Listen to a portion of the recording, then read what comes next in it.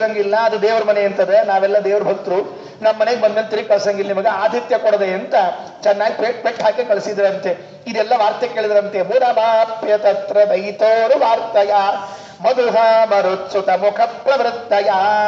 ಕೇಳಿಕೊಂಡು ಅಲ್ಲಿಂದ ಕೃಷ್ಣ ದ್ವಾರಕೆಗೆ ಹೋದಂತೆ. ಹರಿ ತಿಗ್ಮ ಚಕ್ರ ಲಸಿತೋಧಿ ಮಧ್ಯಗಂ. ಹರಿ ಅಂದ್ರೆ ಸೂರ್ಯ, ಆ ಸೂರ್ಯನ ಕಿರಣದಂತೆ ತಿಗ್ಮ ಅಂದ್ರೆ ಚೂಪಾಗಿರುವಂತಹ ಚಕ್ರ, ಆ ಸುದರ್ಶನ ಚಕ್ರವನ್ನು ಹಿಡಿದುಕೊಂಡು ಕೃಷ್ಣ ದ್ವಾರಕೆಗೆ ಹೋದಂತೆ. ಇದೇನು ಹೇಳ್ಬೇಕಾಗಿತ್ತ ಪಂಡಿತಾಚಾರ್ಯರಿಗೆ? ದೇವರು ಸುದರ್ಶನ ಚಕ್ರ ಹಿಡ್ಕೊಂಡು ಹೋದ ಅಂತ ಯಾಕೆ ಹೇಳ್ಬೇಕಾಗಿತ್ತು? ರಾಮಾವತಾರದಲ್ಲಿ ಹೇಳುವಾಗ ಹರಿ ಅಂದ್ರೆ ಕಪಿಗಳು, ಚಕ್ರ ಅಂದ್ರೆ ಗುಂಪು, ಕಪಿಗಳ ಗುಂಪು ಕಟ್ಟಿಕೊಂಡು ಲಂಕೆಗೆ ಹೋದ ಅಂತ ಹೇಳಿಕ್ ಬೇಕಾಗಿತ್ತು, ಬಳಸ್ಕೊಂಡ್ರು ಸರಿ. ಕೃಷ್ಣ ಉಪಪ್ಲಾವ್ಯ ನಗರದಿಂದ ದ್ವಾರಕೆಗೆ ಹೋಗುವಾಗ ಕೈಯಲ್ಲಿ ಚಕ್ರ ಹಿಡ್ಕೊಂಡು ಹೋದ ಅಂತ ಹೇಳೋ ಔಚಿತ್ಯ ಏನು? ಊಟಕ್ಕೆ ಹೋಗುವಾಗ ತಮ್ಗೆ ಹಿಡ್ಕೊಂಡು ಹೋದ್ರು ಅಂತ ಹೇಳ್ಬೇಕೇನು? ಏನು ಔಚಿತ್ಯ ಇಲ್ಲೇ ಇಲ್ಲ. ಹಂಗೆ ಹೋದ್ರೆ ಹೇಳ್ಬೇಕು, ಖಾಲಿ ಕೈಲಿ ಹೋಗಿದ್ರು ನೋಡೋದು ಬೈಸ್ಕೋಬೇಕಷ್ಟೇ. ಈಗ ಯಾಕೆ ಹಂಗೆ ಹೇಳಿದ್ರು ಅಂದ್ರೆ ಅಲ್ಲೊಂದು ರಹಸ್ಯ ಹೇಳ್ತಾರೆ, ಒಂದು ಸ್ವಾರಸ್ಯ ಹೇಳ್ತಾರೆ.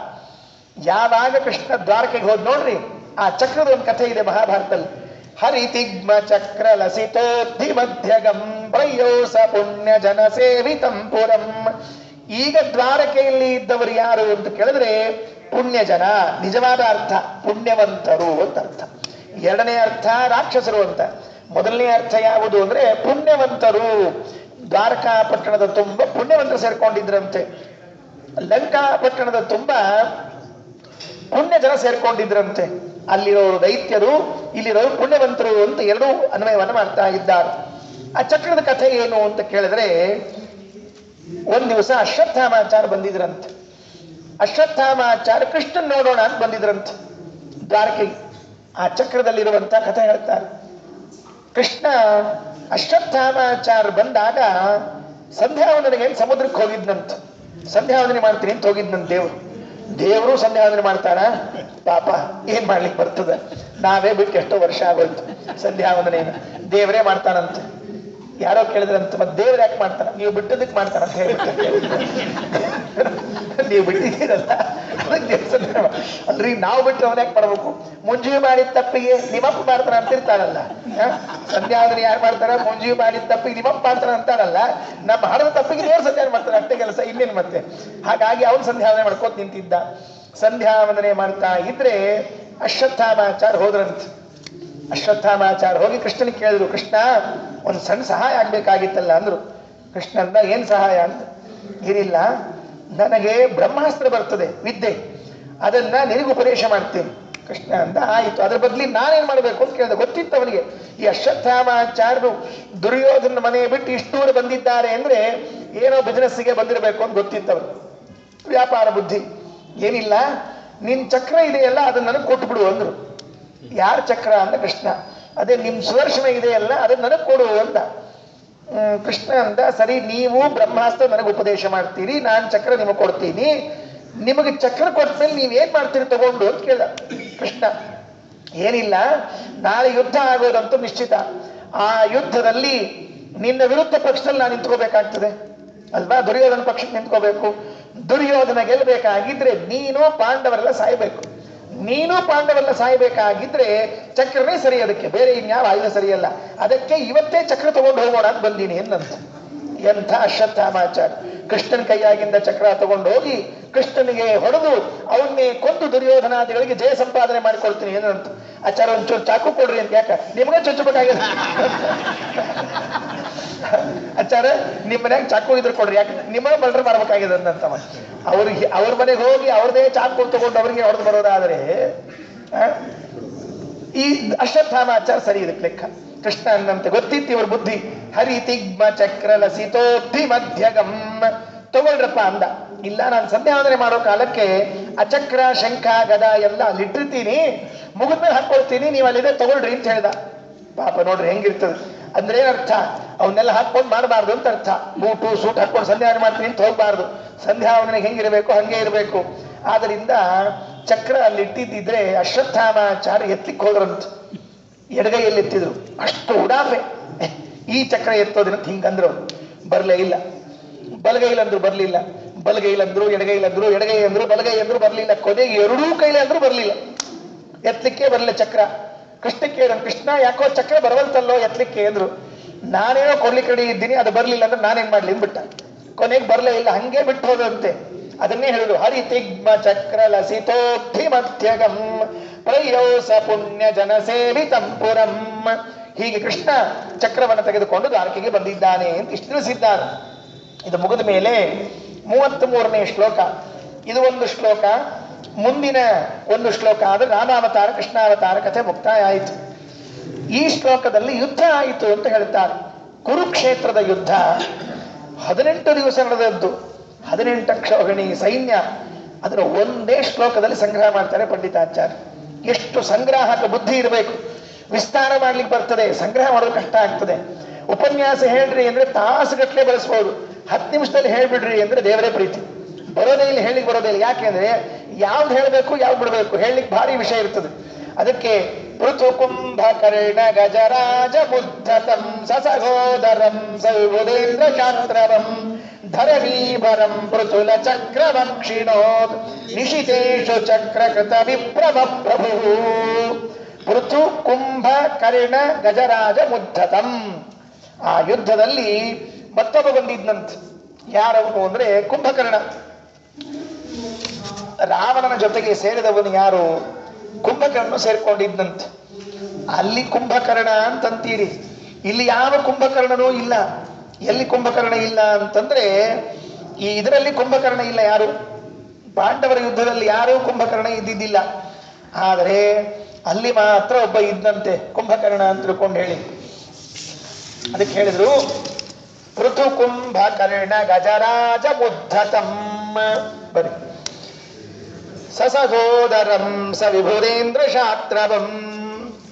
ರಾಮಾಯಣದಲ್ಲಿ ಯಾರ್ಯಾರು ಯುದ್ಧದಲ್ಲಿ ಪಾಲ್ಗೊಂಡಿದ್ರು? ಕುಂಭಕರ್ಣ ಮೊದಲನೆಯದ್ದು. ಎರಡನೆಯದ್ದು ಸಸಹೋದರ.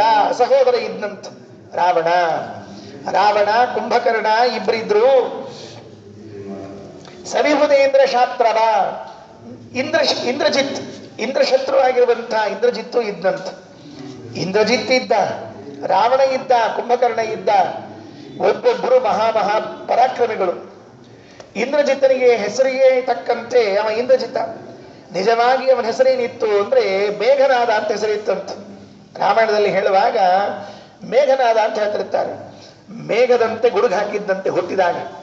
ಕೆಲವರೆಲ್ಲ ವಿಚಿತ್ರ ಹುಟ್ಟಿದ್ದಾರೆ. ಈ ಅಶ್ವತ್ಥಾಮಾಚಾರ ಹುಟ್ಟಿದಾಗ ಕುದುರೆ ಒದರಿದಂಗೆ ಒದರಿದ್ರಂತೆ. ಅವ್ರು ಅಶ್ವತ್ಥಾಮಾಚಾರ ಅಂತ ಹೆಸರಿಟ್ಟಿದ್ರಂತೆ. ಇವ್ ಮೇಘನಾದ ಅಂತ ಹೆಸರಂತೆ ಇವರಿಗೆ. ಮೋಡದಂತೆ ಗುಡುಗು ಹಾಕಿದ್ದಂತೆ ಹುಟ್ಟಿದಾಗ. ಈ ಮೇಘನಾದ, ರಾವಣ, ಕುಂಭಕರ್ಣ ಇವರು ಮೂವರು ಯುದ್ಧಕ್ಕೆ ನಿಂತುಕೊಂಡಿದ್ದಾರೆ. ಅವರು ಹೇಗಿದ್ರು ಅಂದ್ರೆ ಪಂಡಿತಾಚಾರ್ಯರಂತಾರೆ ಧರಣಿ ಭರಂ. ಭೂಮಿಗೆ ಭಾರ. ನಮ್ಮಲ್ಲಿ ಕೆಲವು ಬೈತಿರ್ತಾರೆ, ಕೂಳಿಗೆ ದಂಡ ಭೂಮಿಗೆ ಭಾರ ಅಂತ ಬೈತಿರ್ತಾರೆ. ಎಷ್ಟು ಒಳ್ಳೆ ಡೈಲಾಗ್ ನೋಡ್ರಿ. ಗಾದೆ ಮಾತು ಒಳ್ಳೇದು. ಏನ್ ಮಾಡಿದೆ ನಿನ್ ಜೀವನದೊಳಗೆ ಅಂತ ಕೇಳಿದ್ರೆ ಭೂಮಿಗೆ ಭಾರ ಅಷ್ಟೇ. ಕೂಳಿಗೆ ದಂಡ, ಸುಮ್ಮನೆ ತಿನ್ನೋದು ಹುಯಿ ಅಂತ ಹೇಳಿ ಭಾರ ಆಗಿ ಮಲ್ಕೋದು ಅಷ್ಟೇ ಕೆಲಸ. ನಮ್ಮ ಹೆಸರಿನಲ್ಲಿ ಹಿಂಗೆ ಯಾರು ಅರಬಾರ್ದಂತ. ಭೂಮಿಗೆ ಭಾರ ಆಗಿದ್ದ ಹೋದ ನಡಿ ಎಂದ. ಕೂಳಿಗೆ ದಂಡ ಆಗಿತ್ತು ಅಷ್ಟೇ, ಒಂದ್ ಸೇರಿ ಅಕ್ಕಿ ಉಳಿತು ಅಂತ ಅನಬಾರ್ದು ನಮ್ಮ ಹೆಸರಲ್ಲಿ. ಹಂಗೆ ಬದುಕ್ಬೇಕು ನಾವಷ್ಟೇ. ಧರಣಿ ಭರಂ ಪೃಥುಲ ಚಕ್ರವಕ್ಷಿಣೋತ್. ಧರಣಿಗೆ ಭೂಮಿಗೆ ಭಾರವಾಗಿರುವಂತಹ ಇವನನ್ನ ಇವರೆಲ್ಲರನ್ನೂ ಕೂಡ ರಾಮಚಂದ್ರ ನಿಶಿತೇಶು ಚಕ್ರಕೃತ ವಿಕ್ರಮ ಪ್ರಭು. ಭಾರೀ ಬಲಶಾಲಿಗಳಾಗಿರುವಂತಹ ಅವರನ್ನ ನಿಶಿತ ಚೂಪಾಗಿರುವಂತಹ ಇಶು ಅಂದ್ರೆ ಬಾಣಗಳು, ಅವುಗಳ ಚಕ್ರ ಅಂದ್ರೆ ಸಮೂಹ, ಅದರಿಂದ ಕೃತವಿಕ್ರಮ ಅಂದ್ರೆ ತನ್ನ ಪರಾಕ್ರಮವನ್ನು ತೋರಿಸಿ ಇವರನ್ನೆಲ್ಲ ಸಂಹಾರ ಮಾಡಿದ ಅಂತ ಹೇಳ್ತಾರೆ. ವಾಸ್ತವಿಕವಾಗಿ ಇಂದ್ರಜಿತನನ್ನ ಸಂಹಾರ ಮಾಡಿದ್ದು ಲಕ್ಷ್ಮಣ. ರಾವಣ ಕುಂಭಕರ್ಣರನ್ನ ಸಂಹಾರ ಮಾಡಿದ್ದು ರಾಮಚಂದ್ರ. ಮಾತು ಕೊಟ್ಟಿದ್ದಂತೆ ಅವರಿಬ್ಬರಿಗೂ ಕೂಡ. ರಾವಣ ಕುಂಭಕರ್ಣರಿಗೆ ಇಬ್ಬರಿಗೂ ಮಾತು ಕೊಟ್ಟಿದ್ದಂತೆ, ನೀವೇನಾದ್ರೂ ಸಾಯೋ ಸ್ಥಿತಿ ಬಂದ್ರೆ ನಾನೇ ನಿಮ್ಮನ್ನು ಕೊಲ್ತೀನಿ ಅಂತ ಹೇಳಿದ್ದಂತೆ. ಇದೊಂದು ಮಾತು ಕೊಡೋದು.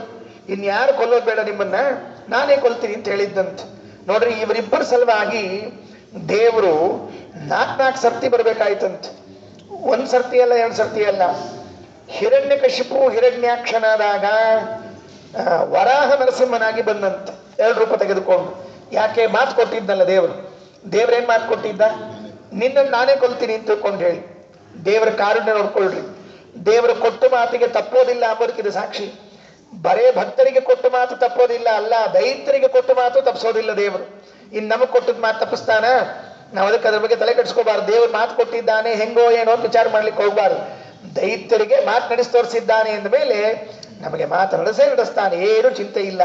ಆದ್ದರಿಂದ ಆ ಹಿರಣ್ಯಕಶಿಪುವನ್ನು ಸಂಹಾರ ಮಾಡುವುದಕ್ಕೆ ನರಸಿಂಹನಾಗಿಯೂ, ಹಿರಣ್ಯಾಕ್ಷನ ಸಂಹಾರ ಮಾಡುವುದಕ್ಕಾಗಿ ವರಾಹನಾಗಿ ಬಂದ. ರಾಮನ ಕುಂಭಕರ್ಣನ ಸಂಹಾರ ಮಾಡುವುದಕ್ಕಾಗಿ ರಾಮನಾಗಿ ಬಂದ. ಶಿಶುಪಾಲ ದಂತವಕ್ತರನ್ನು ಸಂಹಾರ ಮಾಡುವುದಕ್ಕಾಗಿ ಕೃಷ್ಣನಾಗಿ ಬಂದಿದ್ದಾನೆ.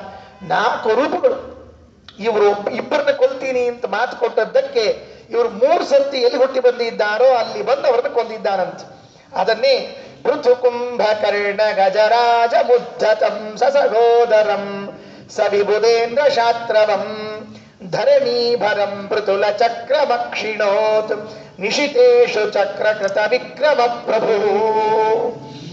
ಹೆಂಗ್ ಸಂಹಾರ ಮಾಡಿದ ಅಂತ ಒಬ್ಬೊಬ್ಬರ ಕಥೆ ಒಂದೊಂದು ವಿಚಿತ್ರವಾಗಿ ಹೇಳ್ತದೆ ರಾಮಾಯಣ. ಕುಂಭಕರ್ಣನನ್ನ ಸಂಹಾರ ಮಾಡುವಾಗ ಅವನ 2 ಭುಜಗಳನ್ನು ಕತ್ತರಿಸಿದಂತೆ. ಮೊದಲು 2 ಭುಜಗಳು, ಯಾವ 2 ಭುಜಗಳಿಂದ ಕಪಿಗಳನ್ನೆಲ್ಲ ಹಿಡಿದು ತಿಂತಿದ್ನಂತ. ಪುಣ್ಯಾತ್ಮ ಕೊಲ್ಲೋದಲ್ಲ, ಬಾಯ ಹಾಕೋತಿದ್ದಂತ. ಏನೋ ಅವಲಕ್ಕಿನೋ ಉಂಡಿಯೋ ಚುರುಮುರಿಯೋ ಅನ್ನೋ ಬಾಯ ಹಾಕೋತಿದ್ದಂತೆ. ಪಾಪ ಅವನು ಮಟೀಲಿ ಹಾಕೋತಿದ್ದಂತೆ, ಬಾಯಿಗೆ ತಾಕಬಾರ್ದಲ್ಲ ಅಂತ ಕೆಲವರು ದೂರಿಂದ ಹಾಕೋತಿರ್ತಾರೆ ನೋಡ್ರಿ, ಮೇಲೆ ಎತ್ಕೊಂಡು ಹಂಗೆ ಹಾಕೊಂಡಿದ್ದಂತೆ. ಈ ಕೆಲವರೆಲ್ಲ ಕಡ್ಕೊಂಡು ತಿಂತಿರ್ತಾರೆ, ಮೈಲಿ ಎಂಜಿಲ್ಲ, ಸರಿ ಹೋಗೋದಿಲ್ಲ. ಅದಕ್ಕೆ ಕಪಿಗಳನ್ನ ಕಡ್ಕೊಂಡು ತಿಂದ್ರೆ ಮೈಲಿಗೆ ಆಗ್ತದೆ ಅಂತ ಆ ಕಪಿಗಳನ್ನ ತಿನ್ನೋದ್ರಲ್ಲಿ ಮಡಿಪಾಲಿಸಿದ್ದಂತೆ ಕುಂಭಕರ್ಣ. ಏನ್ ಮಡಿಪಾಲಿಸಿದ್ದ ಅಂದ್ರೆ ಎತ್ತಿ ಅಂತ ಬಾಯಲ್ಲಿ ಬಿಟ್ಕೊಂಡ್ಬಿಡ್ತಿದ್ದಂತೆ. ಅವ್ರು ಬಾಯಲ್ಲಿ ಹೋದವ್ರು ಎಲ್ಲಿಂದ ಬರ್ತಿದ್ರು ಹೊರಗೆ ಅಂದ್ರೆ ಅವನ ಕೂದಲಿಂದ ಹೊರಗೆ ಬಂದ್ಬಿಡ್ತಿದ್ರಂತೆ. ಇದು ಒಂದು ಅವಲಕ್ಕಿ ಕಾರ್ಯಕ್ರಮ. ಹಿಂಗ್ ತಿನ್ನೋದು, ಹಿಂಗ್ ಹೊರಗೆ ಬರೋದು ಅಷ್ಟೇ ಕೆಲಸ, ಬೇರೆ ಏನಿಲ್ಲೇ ಇಲ್ಲ. ಯಾಕೆ ಅಂದ್ರೆ ಅವನ ಕೂದಲುಗಳು ಎಷ್ಟು ದೊಡ್ಡವಿದ್ದವು ಅಂದ್ರೆ ಕಪಿಗಳು ತೂರ್ಕೊಂಡು ಹೊರಗೆ ಬರೋದು ದೊಡ್ಡವಿದ್ವಂತೆ ಅವನ ಕೂದಲುಗಳು. ವಿಚಾರ ಮಾಡಿ ನೋಡ್ರಿ, ಸುದೈವತ್ ನಮ್ಗೆ ಯಾವ ಕೂದಲು ಹಂಗಿಲ್ಲ. ಇದ್ದಿದ್ರೆ ಏನ್ ಪರಿಸ್ಥಿತಿ ಇರ್ತಿತ್ತು? ಹಜಾಮ ಒಳಗೆ ಕೂತ್ಕೊಂಡೇ ಕಟ್ ಮಾಡ್ಬೇಕಾಗ್ತಿತ್ತೋ ಏನೋ. ಅವರು ಒಳಗೆ ಸೇರ್ಕೊಂಡು ಕಟ್ ಮಾಡೋ ಪರಿಸ್ಥಿತಿ ಬರ್ತಿರ್ತಾರೆ. ಅದಕ್ಕೆ ಹಾಗಾಗ್ಲಿಲ್ಲ. ಅವನ ಬಾಯಲ್ಲಿ ಹೋದ್ರೆ ಕಿವಿಯಲ್ಲಿ ಮೂಗಿನಿಂದ ತಲೆ ಮೇಲೆ ಕೂದಲು ಹೊರಗೆ ಬರ್ಬೇಕಂತೆ. ಪೃಥು ಕುಂಭಕರ್ಣ ಗಜರಾಜ ಬುದ್ಧತಂ ಸಸಗೋದರಂ ಸವಿಬುಧೇಂದ್ರ ಚಾತ್ರವಂ ಧರಣೀಭರಂ ಮೃತುಲ ಚಕ್ರವಕ್ಷಿಣೋತ್ ನಿಶಿತೇಶು ಚಕ್ರ ಕೃತ ವಿಕ್ರಮ ಪ್ರಭು. ಆ ಕುಂಭಕರ್ಣನ 2 ಕೈಗಳನ್ನು ಮೊದಲು ಕತ್ತರಿಸಿ ಆಮೇಲೆ ಪಾದವನ್ನ ಕಾಲನ್ನ ಕತ್ತರಿಸಿ ಹಾಕಿದ. ಮೊಣಕಾಲಿನ ಮೇಲೆ ಬಿದ್ಕೊಂಡು ನಿಂತ್ಕೊಂಡಿತು. ಆಗ ಕುಂಭಕರ್ಣ ನೋಡಿದ್ನಂತೆ ರಾಮನನ್ನು ನೋಡಿ, ರಾಮ ಇಷ್ಟು ಮಾಡಿ ಉಳಿಸ್ಬೇಡ, ನನ್ನ ಇಷ್ಟು ಮಾಡಿ ಉಳಿಸ್ಬೇಡ, ಇಷ್ಟು ವಿಕಲಾಂಗನಾಗಿ ಉಳಿಲಿಕ್ಕೆ ನಂಗೆ ಅಪೇಕ್ಷೆ ಇಲ್ಲ, ಕೊಂದೇ ಬಿಡು ಅಂತ ಕೇಳ್ಕೊಂಡಂತೆ. ಇದು ವೀರಮರಣ. ಶತ್ರುಗಳ ಕೈಯಲ್ಲಿ ಸಾಯಬೇಕು ಅಂತಾದ್ರೆ ಅದಕ್ಕೂ ಒಂದು ಭಾಗ್ಯ ಇರ್ಬೇಕಂತೆ. ಕೇಳಿಕೊಂಡ ರಾಮ. ಆಗ ಬಾಣವನ್ನ ಪ್ರಯೋಗ ಮಾಡಿ ಅವನ ತಲೆಯನ್ನ ಹಾರಿಸಿಬಿಟ್ಟ. ಅವನ ಕೈ ಕಾಲು ಎಲ್ಲ ಒಂದೊಂದೊಂದೊಂದು ಭಾಗಗಳು ಬಿದ್ದಿದ್ದು. ಈ ಯುದ್ಧ ಮಾಡ್ಲಿಕ್ಕೆ ಅವೆಲ್ಲ ಅಡ್ಡ ಆಗ್ತಿದ್ವಂತೆ. ಉಳಿದವರಿಗೆಲ್ಲ ಅಡ್ಡ ಆಗ್ಬೇಕು. ರಾಮ ಹೇಳಿದ್ನಂತೆ, ಒಂದು ಅರ್ಧ ಗಂಟೆ ಯುದ್ಧ ನಿಲ್ಲಿಸೋಣ ಅನ್ನಂತ ರಾಮಚಂದ್ರ. ಯಾಕೋ ಕೇಳಿದ್ರಂತೆ, ಯಾಕೆ ನಿಲ್ಲಿಸ್ಬೇಕು? ಭಾರಿ ಉತ್ಸಾಹದ ನಡೀತಾ ಅದ, ನಿಲ್ಲಿಸ್ಬೇಕು ಯಾಕಂದ್ರಂತೆ. ಇಲ್ಲ, ಮುಂದೆ ಒಂದು ಪ್ರಸಂಗ ಬರ್ತದೆ, ಅದಕ್ಕೆ ಈಗೇ ನಿಲ್ಲಿಸ್ಬೋಣ ಅಂದ್ರಂತೆ. ನಿಲ್ಲಿಸ್ಬಿಟ್ಟು ಆ ಕುಂಭಕರ್ಣನ ಹೆಣವನ್ನ ತಗೊಂಡು ಹೋಗಿ ಸಮುದ್ರದಲ್ಲಿ ಹಾಕ್ಬಿಟ್ರಂತೆ. ಕೈ ಕಾಲು ತಲೆ ತುಂಡು ಎಲ್ಲವನ್ನ ಒಯ್ದು ಸಮುದ್ರಕ್ಕೆ ಒಗೆದ್ಬಿಟ್ರು. ಅದು ಮೇಲ್ ಬಂದಿರಬಾರ್ದು, ಎದ್ದಿರಬಾರ್ದು ಅಂತ ಹೇಳಿ ಒಳಗೆ ಕಲ್ಲು ಕಟ್ಟಿ ಬಿಸಾಡಿ ಬಿಟ್ರು ಕೆಳಗಡೆ. ಆಯ್ತು, ಯುದ್ಧಕ್ಕೆ ದಾರಿ ಸ್ವಚ್ಛ ಆಯ್ತು. ಮತ್ತೆ ಯುದ್ಧ ಪ್ರಾರಂಭ ಆಯ್ತು. ಮುಂದೆ ಇಂದ್ರಜಿತ ಬಂದಿದ್ನಂತೆ. ಆ ಇಂದ್ರಜಿತ ಬಂದಾಗ ಸರ್ಪಾಸ್ತ್ರವನ್ನು ಬಿಟ್ಟನಂತೆ ಎಲ್ರಿಗೂ ಕೂಡ. ಎಲ್ಲಾ ಕಪಿಗಳು ಸರ್ಪಾಸ್ತ್ರ ಬಂದಾಗ ಮೂರ್ಛೆ ಹೊಂದಿ ಕೆಳಗೆ ಬಿದ್ದಿದ್ರಂತೆ ಕಪಿಗಳೆಲ್ಲ. ಗಾಬರಿ. ಯಾರೀಗ ಲಕ್ಷ್ಮಣ ಸದಕ್ಕೆ ಮೂರ್ಛೆ ಹೋಗ್ಬಿಟ್ಟಿದ್ದ, ಈಗ ಯಾರು ಬದುಕಿಸ್ಬೇಕು ಅಂತ ಕೇಳಿದ್ರಂತೆ. ಆಗ ಜಾಂಬುವಂತನ್ನ ಕರ್ಕೊಂಡ್ಬರ್ರಿ ಅಂತ ರಾಮ ಹೇಳ್ದ. ಜಾಂಬುವಂತ ಡಾಕ್ಟರ್ ಅಂತ, ಜಾಂಬುವಂತನ ಕರ್ಕೊಂಡ್ಬರ್ರಿ ಅಂತ ಕರ್ಕೊಂಡ್ಬಂದ್ಮೇಲೆ ಕೇಳಿದ್ರಂತೆ, ಜಾಂಬುವಂತ ಎಲ್ರೂ ಸತ್ತಿದ್ದಾರಲ್ಲಪ್ಪ, ಉಳಿಯೋದು ಹೇಗೆ ಅಂತ ಕೇಳಿದ್ರಂತೆ. ಒಂದೇ ಮಾತು ಹೇಳಿದ್ನಂತ ಜಾಂಬುವಂತ, ಹನುಮಂತ ಇದ್ರೆ ನಾವೆಲ್ಲ ಉಳಿತೀವಿ ಅನ್ನಂತಷ್ಟೆ, ಬೇರೆ ಇನ್ನೇನಿಲ್ಲ. ಊಚೆ ಜೀವತಿ ಹನುಮತಿ ಜೀವಾಮಹ, ಹನುಮಂತ ಬದುಕಿದ್ರೆ ನಾವೆಲ್ಲ ಬದುಕ್ತೀವಿ ಅಂದ್ರು. ಹನುಮಂತ ಅಂದ, ನಾನೇ ನೀನು ಎತ್ಕೊಂಡದ್ದು ಹೇಳು ಅಂದ. ಹನುಮಂತರೇ ಎತ್ಕೊಂಡ್ ಬಂದಿದ್ದಂತ ಅವನ ಕೈಯಲ್ಲಿ ಗೊತ್ತೇ ಇಲ್ಲ ಪಾಪ. ಈ ಮೂರ್ಛೆ ಬಿದ್ದಾಗ ಜಾಂಬುವಂತರು ಮೂರ್ಛೆ ಹೋಗಿದ್ದ, ಅರೆ ಮೂರ್ಛೆ ಹೋಗಿದ್ರಿಂದ ಅವನಿಗೆ ಎತ್ಕೊಂಡು ಬಂದವನೇ ಹನುಮಂತ ಬಂದಿದ್ದಂತೆ, ಗೊತ್ತೇ ಇಲ್ಲ ಪಾಪ ಅವನಿಗೆ. ಅವನೇ ಕೇಳಿದ್ನಂತೆ, ಹನುಮಂತ ಬದುಕಿದ್ದಾನ ಅಂತ. ಯಾರೋ ಒಬ್ಬನಿಗೆ ಆಕ್ಸಿಡೆಂಟ್ ಆಯ್ತಂತೆ, ಗಾಡಿ ಕೆಳಗೆ ಬಿದ್ದಿದ್ದಂತೆ, ದೊಡ್ಡ ಗಾಡಿ ಕೆಳಗೆ ಬಿದ್ದಿದ್ದಂತೆ. ಯಾರಾದ್ರೂ ದಯಮಾಡಿ ಆಂಬ್ಯುಲೆನ್ಸಿಗೆ ಫೋನ್ ಮಾಡ್ರಿ ಎಂದಂತೆ. ಒಳಗೆ ಕೂತ್ಕೊಂಡು ಹೇಳಿದಂತೆ, ಚಿಂತೆ ಮಾಡ್ಬೇಡ ಆಂಬ್ಯುಲೆನ್ಸ್ ಕೆಳಗೆ ಬಿದ್ದಿ ಅಂತ ಹೇಳಿದಂತೆ. ಚಿಂತೆ ಮಾಡ್ಲಿಕ್ಕೆ ಹೋಗ್ಬೇಡ, ಎಲ್ಲೋ ಇದ್ದಿ ತಿಳ್ಕೊಂಡು ಹೇಳಿ ಆಂಬ್ಯುಲೆನ್ಸ್ ಕೆಳಗೆ ಬಿದ್ದಿ ಹೊತ್ಕೊಂಡು ಹೋಗ್ತೀವಿ ತಗೊಂಡಂತೆ. ಹಂಗೆ ಹನುಮಂತ ಬದುಕಿದ್ರೆ ಬದುಕ್ತೀನಿ ಇದ್ರೆ ಹನುಮಂತ ಹೇಳಿದಂತೆ ನನ್ನ ಕೈಯಲ್ಲೇ ಇದ್ದೀನಿ ಅಂದಂತೆ. ಅದಕ್ಕಾಗಿ ಸಪೃಥು ಕುಂಭಕರ್ಣ. ಆಮೇಲೆ ಆ ಹನುಮಂತ ದೇವರು ಹೋಗಿ ಸಂಜೀವಿನಿ ತಗೊಂಡ್ಬಂದ್ರು ಔಷಧವನ್ನ. ಅದು ಬರುವಾಗ ಅದರ ಗಾಳಿ ಬೀಸ್ತಂತೆ. ಗಾಳಿ ಬೀಸಿದರೆ ಯಾವ್ಯಾವ ಕಪಿಗಳು ಮೂರ್ಛೆ ಹೋಗಿದ್ದು ಅವೆಲ್ಲ ಎದ್ದು ಬಿಟ್ಟುವಂತೆ. ರಾಮ ಹೇಳಿದ್ನಂತೆ, ಯಾಕೆ ಸತ್ತವ್ರನ್ನೆಲ್ಲ ಒಯ್ದು ಒಗಿರಿ ಅಂತ ಹೇಳಿದ್ದೆ ಗೊತ್ತಾಯ್ತಾ ಅಂದಂತೆ. ಇಲ್ಲ ಅಂದ್ರೆ ಈ ಸಂಜೀವಿನಿ ಗಾಳಿಗೆ ಆ ಕುಂಭಕರ್ಣಿಗೆ ತಾಕಿತ್ತು ಅಂದ್ರೆ ಅವನು ಏನ್ ಬಿಡ್ತಿದ್ದ ಮತ್ತೆ. ಇದು ಉಲ್ಟಾ ಕೆಲಸ. ಒಮ್ ಕೊಲ್ಲೋದೇ ಕಷ್ಟ, ಎರಡೆರಡು ಸರ್ತಿ ಬಂದ್ಬಿಟ್ರೆ ಏನ್ ಕಥೆ ಅಂತ ಅವ್ರನ್ನೆಲ್ಲ ಬಿಸಾಡಿಸಿದ್ದಂತೆ. ರಾಮ ಬಹಳ ಬುದ್ಧಿವಂತ ಅನ್ನೋದಕ್ಕೆ ಯುದ್ಧವನ್ನ ಗೆದ್ದದ್ದು. ಧರಣಿ ಭರಂ ಪೃಥುಲ ಚಕ್ರಮಕ್ಷಿಣೋತ್ ನಿಶಿತೇಶು ಚಕ್ರ ಕೃತ ವಿಕ್ರಮ ಪ್ರಭಾ ಪ್ರಭು. ಹೀಗೆ ರಾಮಾಯಣವನ್ನು ತಿಳಿಸಿಕೊಟ್ಟು ಇನ್ನು ಮುಂದೆ ಕೃಷ್ಣಾವತಾರವನ್ನು ತಿಳಿಸ್ತಾರೆ. ಪೃಥು ವಿಸ್ತಾರವಾದ, ಕುಂಭ ಅಂದ್ರೆ ಗಂಡಸ್ಥಳ. ಆನೆಗೆ ಗಂಡಸ್ಥಳ ಅಂತ ಒಂದಿರ್ತದೆ. ಅದು ಆನೆ ಹೆಣ್ಣು ಇರಬಹುದು ಗಂಡು ಇರಬಹುದು, ಗಂಡಸ್ಥಳ ಅಂತ ಮಾತ್ರ ಇರ್ತದಂತೆ. ಬ್ಯಾಳಿ ಗಂಡಾಗಿ ಬಂದದಂತ ಇರ್ತಾರೆ ನಮ್ಮಲ್ಲೆಲ್ಲ. ಕೆಲವು ಗಂಡು ಬೇಯೋದು ಬ್ಯಾಳಿ ಗಂಡಡಿಗಿ ಅಂತ ಇರ್ತದ ಒಂದು. ಅದೆಲ್ಲ ಈ ಕಡೆ ಗೊತ್ತಾಗಿಲ್ರಿ. ಸ್ವಲ್ಪ ಬಾಗಲಕೋಟೆ ಬಿಜಾಪುರ ಕಡೆ ಹೋದ್ರೆ ಗಂಡು ಬ್ಯಾಳಿ ಬಂದದ, ಗಂಡಡಿಗೆ ಆಗ್ಯದ ಇವತ್ತು ಅಂತ ಶಬ್ದ ಅಂತ ಇರ್ತಾರೆ. ಹಂಗಂದ್ರೆ ಅರ್ಥ ಏನು, ಚಲೋ ಬಂದಿಲ್ಲ ಅಂತ ಅರ್ಥದಕ್ಕೆ. ಚಲೋ ಹಣ್ಣಾಗಿ ಬಂದಿದ್ರೆ ಹೆಣ್ಣಿನ ಅಡಿಗೆ ಅಂತ ಅರ್ಥ. ಗಂಡು ಬ್ಯಾಳಿ ಬಂದಾವ ಅಂದ್ರೆ ಇನ್ನು ಎಲ್ಲ ಹಂಗಾವ ಅಂತ ಅರ್ಥ. ಅಂತ ಹೈಗ್ರೀವ ತಿಂದು ಬಿಡ್ಬೇಕು. ಗಂಡು ಬ್ಯಾಳಿ ಹೈಗ್ರೀವ ತಿಂದು ದಕ್ಕಿಸ್ಕೊಂಡ ಮೇಲೆ ಅಕಸ್ಮಾತ್ ಆಗಿ ಏನಾದ್ರೂ ಮುಂದೆ ಉಳಿದಿದ್ರೆ ಮರು ದಿವಸ ವಿಚಾರ ಮಾಡ್ಬೇಕಷ್ಟೇ. ಕಾಲಕೂಟ ವಿಷ ಕುಡಿದು ಬದುಕಬಹುದು, ಗಂಡು ಬ್ಯಾಳಿ ತಿಂದು ಬದುಕಿ ಸಾಧ್ಯ ಇಲ್ಲ, ಅಷ್ಟು ಪರಿಸ್ಥಿತಿ. ಅಂಥ ಗಂಭೀರ ಅದೆಲ್ಲ. ಆದ್ರಿಂದ ಗಂಡಸ್ಥಳ ಅಂತ ಒಂದಿರ್ತದಂತೆ. ಅದು ಆನೆಯ ತಲೆಯ ಮೇಲಿರೋದು. ಆ ಆನೆಯ ತಲೆಗೆ ಗಂಡಸ್ಥಳ ಅಂತ ಕರೀತಾರೆ. ಈ ಸೊಂಡ್ಲ ಮೇಲೊಂದು ಕಾಣಿಸ್ತಿರ್ತಲ್ಲ ಅದು ಗಂಡಸ್ಥಳ ಅಂತ. ಅಲ್ಲಿ ಕವಿ ಸಮಯ ಸಿದ್ಧ ಈಗೂ ಇರಬಹುದೇನೋ. ಕವಿ ಸಮಯ ಅಂದ್ರೆ ಕವಿಗಳು ಹೇಳೋದೇನು ಅಂದ್ರೆ ಆ ಗಂಡಸ್ಥಳದಲ್ಲಿ ಮದರಸ ಇರ್ತದಂತೆ, ಮುತ್ತುಗಳಿರ್ತದಂತೆ. ಅದರಲ್ಲಿ ಮುತ್ತುಗಳು. ಅದು ಗಂಡಸ್ಥಳವನ್ನು ಸಿಂಹ ಹೊಡೆದಾಗ ಆ ಸಿಂಹದ ಉಗುರುಗಳಿಗೆಲ್ಲ ಮುತ್ತುಗಳು ಅಂಟ್ಕೊಂಡಿರ್ತದಂತೆ ಅಂತ ವರ್ಣನೆ ಮಾಡ್ತಾರೆ. ಹಾಗೆ ಆ ಗಂಡಸ್ಥಳ ಪೃಥು. ಕುಂಭ ಅಂದ್ರೆ ಗಂಡಸ್ಥಳ. ಕರ್ಣ ಅಂದ್ರೆ ಕಿವಿ. ಪೃಥು ಕರ್ಣ ಎಷ್ಟು ಅಗಲಕ್ಕಿರ್ತದೆ ಕಿವಿ ಅಂತಂದ್ರೆ ಆ ಆನಿ ಕಿವಿ ನೋಡೇನೆ ಶೂರ್ಪಕರ್ಣ ಅಂತ ಹೇಳಿದ್ರೆ ಅದು ಮರದಂಥ ಕಿವಿ ಅಂತ ಹೇಳ್ತಿರ್ತಾರೆ. ನಮ್ಮ ಮರ ಇರ್ತಾವಲ್ಲ ಅಷ್ಟು ಅಗಲ ಕಿವಿ ಇರ್ತದಂತ ಆನೆದು. ಬೀಸ್ಬಹುದು ಏನಾದ್ರು ಅಕಸ್ಮಾತ್ ಕಾಲು ಕಡಿ ಇದ್ರೆ ಅದನ್ನ ಹಾಕೊಂಡು ಕೇರೋದೆಲ್ಲ ಮಾಡಬಹುದು. ಅಷ್ಟು ದೊಡ್ಡ ಕರ್ಣ. ಗಜರಾಜ ಆನೆಗಳನ್ನ ಉದ್ಧತ ಮಹಾ ಉನ್ಮತ್ತವಾದ ಆನೆಗಳು. ಸಸಹ ಅದರಂ ಸವಿಹೋದೇಂದ್ರ ಶಾಸ್ತ್ರವಂ. ಸಸಹ ಅಂತಂದ್ರೆ ಅದು ಇನ್ನೊಬ್ಬರು ಸಹನ ಮಾಡ್ಲಿಕ್ಕಾಗದೇ ಇರುವಂತಹ ಪರಾಕ್ರಮ. 18 ಅಕ್ಷೋಹಿಣಿ ಸೈನ್ಯದಲ್ಲಿ ಈ ಕೌರವರ ಸೈನ್ಯ ಇತ್ತಲ್ಲ, ಅದು ಪರಾಭಿಭವ ಸಾಮರ್ಥ್ಯ ಉಳ್ಳದ್ದಾಗಿತ್ತಂತೆ. ಸಹ ಅಂತನ್ನೋ ಶಬ್ದಕ್ಕೆ ಸಂಸ್ಕೃತದಲ್ಲಿ ಇನ್ನೊಬ್ಬರನ್ನ ಸೋಲಿಸಿ ಹಾಕುವ ಸಾಮರ್ಥ್ಯ ಇದ್ದದ್ದು ಅಂತ ಅರ್ಥ ಅಂತೆ. ಅದಕ್ಕೆ ಸಸಹ. ಇನ್ನ ದರ ಅಂದ್ರೆ ಭಯರಹಿತವಾಗಿತ್ತಂತೆ. ಭಯವಿಲ್ಲದೆ ಇರುವಂತಹ, ಇನ್ನೊಬ್ಬರನ್ನ ಸೋಲಿಸಿ ಹಾಕುವಂತಹ ಸಾಮರ್ಥ್ಯ ಇದ್ದ 11 ಅಕ್ಷೋಹಿಣಿ ಸೈನ್ಯ. ಪಾಂಡವರ ಸೈನ್ಯವೂ ಹಾಗೆ ಇತ್ತು. ಅಂತಹ ಸೈನ್ಯ ಏನಾಗಿತ್ತು? ಸವಿಭುದೇಂದ್ರ ಶಾಸ್ತ್ರವಂ. ಏನಿಲ್ಲ, ರಾಜರು ಅಂತೇನು ಹುಟ್ಟಿದ್ರಲ್ಲ ಭೂಮಿಯಲ್ಲಿ ಅವರೆಲ್ಲ ದೇವತಾ ವಿರೋಧಿಗಳಂತೆ. ದೇವತಾ ವಿರೋಧಿಗಳಾದ ದೈತ್ಯರೇ ರಾಜರ ಹೆಸರಿನಲ್ಲಿ ಹುಟ್ಟಿದ್ರು. ಅವರನ್ನೆಲ್ಲ ಪರಮಾತ್ಮ ಪೃಥುಲ ಚಕ್ರ ಅಕ್ಷಿಣೋತ್, ಚಕ್ರವನ್ನ ಪ್ರಯೋಗ ಮಾಡಿ ಕೆಲವರಿಗೂ, ಬಾಣಗಳನ್ನ ಪ್ರಯೋಗ ಮಾಡಿ ಕೆಲವರನ್ನು ಸಂಹಾರ ಮಾಡಿದ ಅಂತ ಕೃಷ್ಣಾವತಾರದ ಕಥೆಯನ್ನು ಹೇಳುತ್ತಾರೆ. ಇಲ್ಲಿ ಮಧ್ವಾಚಾರ್ಯರು ಪ್ರಶ್ನೆ ಮಾಡ್ಕೊಳ್ತಾರೆ ಭಾಗವತ ತಾತ್ಪರ್ಯದಲ್ಲಿ ಹೇಳುವಾಗ. ಈಗ ನಾರಾಯಣ ಪಂಡಿತಾಚಾರ್ಯರು ಹೇಳಿದ ಮಾತು ಕೇಳಿದ್ರೆ ಕೃಷ್ಣ ಯುದ್ಧ ಭೂಮಿಯಲ್ಲಿ ನಿಂತು ಅವನೇ ಸಂಹಾರ ಮಾಡಿದ ಅಂತ ಹೇಳೋ ಹಾಗಿದೆ. ಯಾಕೆ? ದೇವತಾವತಾರ ಚಿಂತನೆ ನಡೀತಾ ಇದೆ. ಇಲ್ಲಿ ಕೃಷ್ಣಾವತಾರದ ಚಿಂತನೆ ಮಾಡ್ತಾ ಇದ್ದಾಗ ಶ್ರೀಕೃಷ್ಣ ಕುರುಕ್ಷೇತ್ರದಲ್ಲಿ ನಿಂತು ಯುದ್ಧ ಮಾಡಿ ಕೌರವರನ್ನೆಲ್ಲ ಸಂಹಾರ ಮಾಡಿದ ಅಂತ ಅನಿಸ್ತದೆ. ಇದು ನೋಡಿದಾಗ ಚಕ್ರ ಬಿಟ್ಟು ಸಂಹಾರ ಮಾಡಿದ, ಬಾಣ ಬಿಟ್ಟು ಸಂಹಾರ ಮಾಡಿದ ಅಂತ ಹೇಳ್ತಾರೆ. ಆಲೋಚನೆ ಮಾಡಿ ನೋಡಿದ್ರೆ ಕೃಷ್ಣ ಒಂದ್ ದಿವಸ ಬಾಣ ಬಿಟ್ಟಿಲ್ಲ. ಯುದ್ಧ ಭೂಮಿಯಲ್ಲಿ ಎಲ್ಲಾದ್ರೂ ನೀವು ಇಷ್ಟು ದಿವಸ ಮಹಾಭಾರತ ಕೇಳಿದ್ದೀರಿ.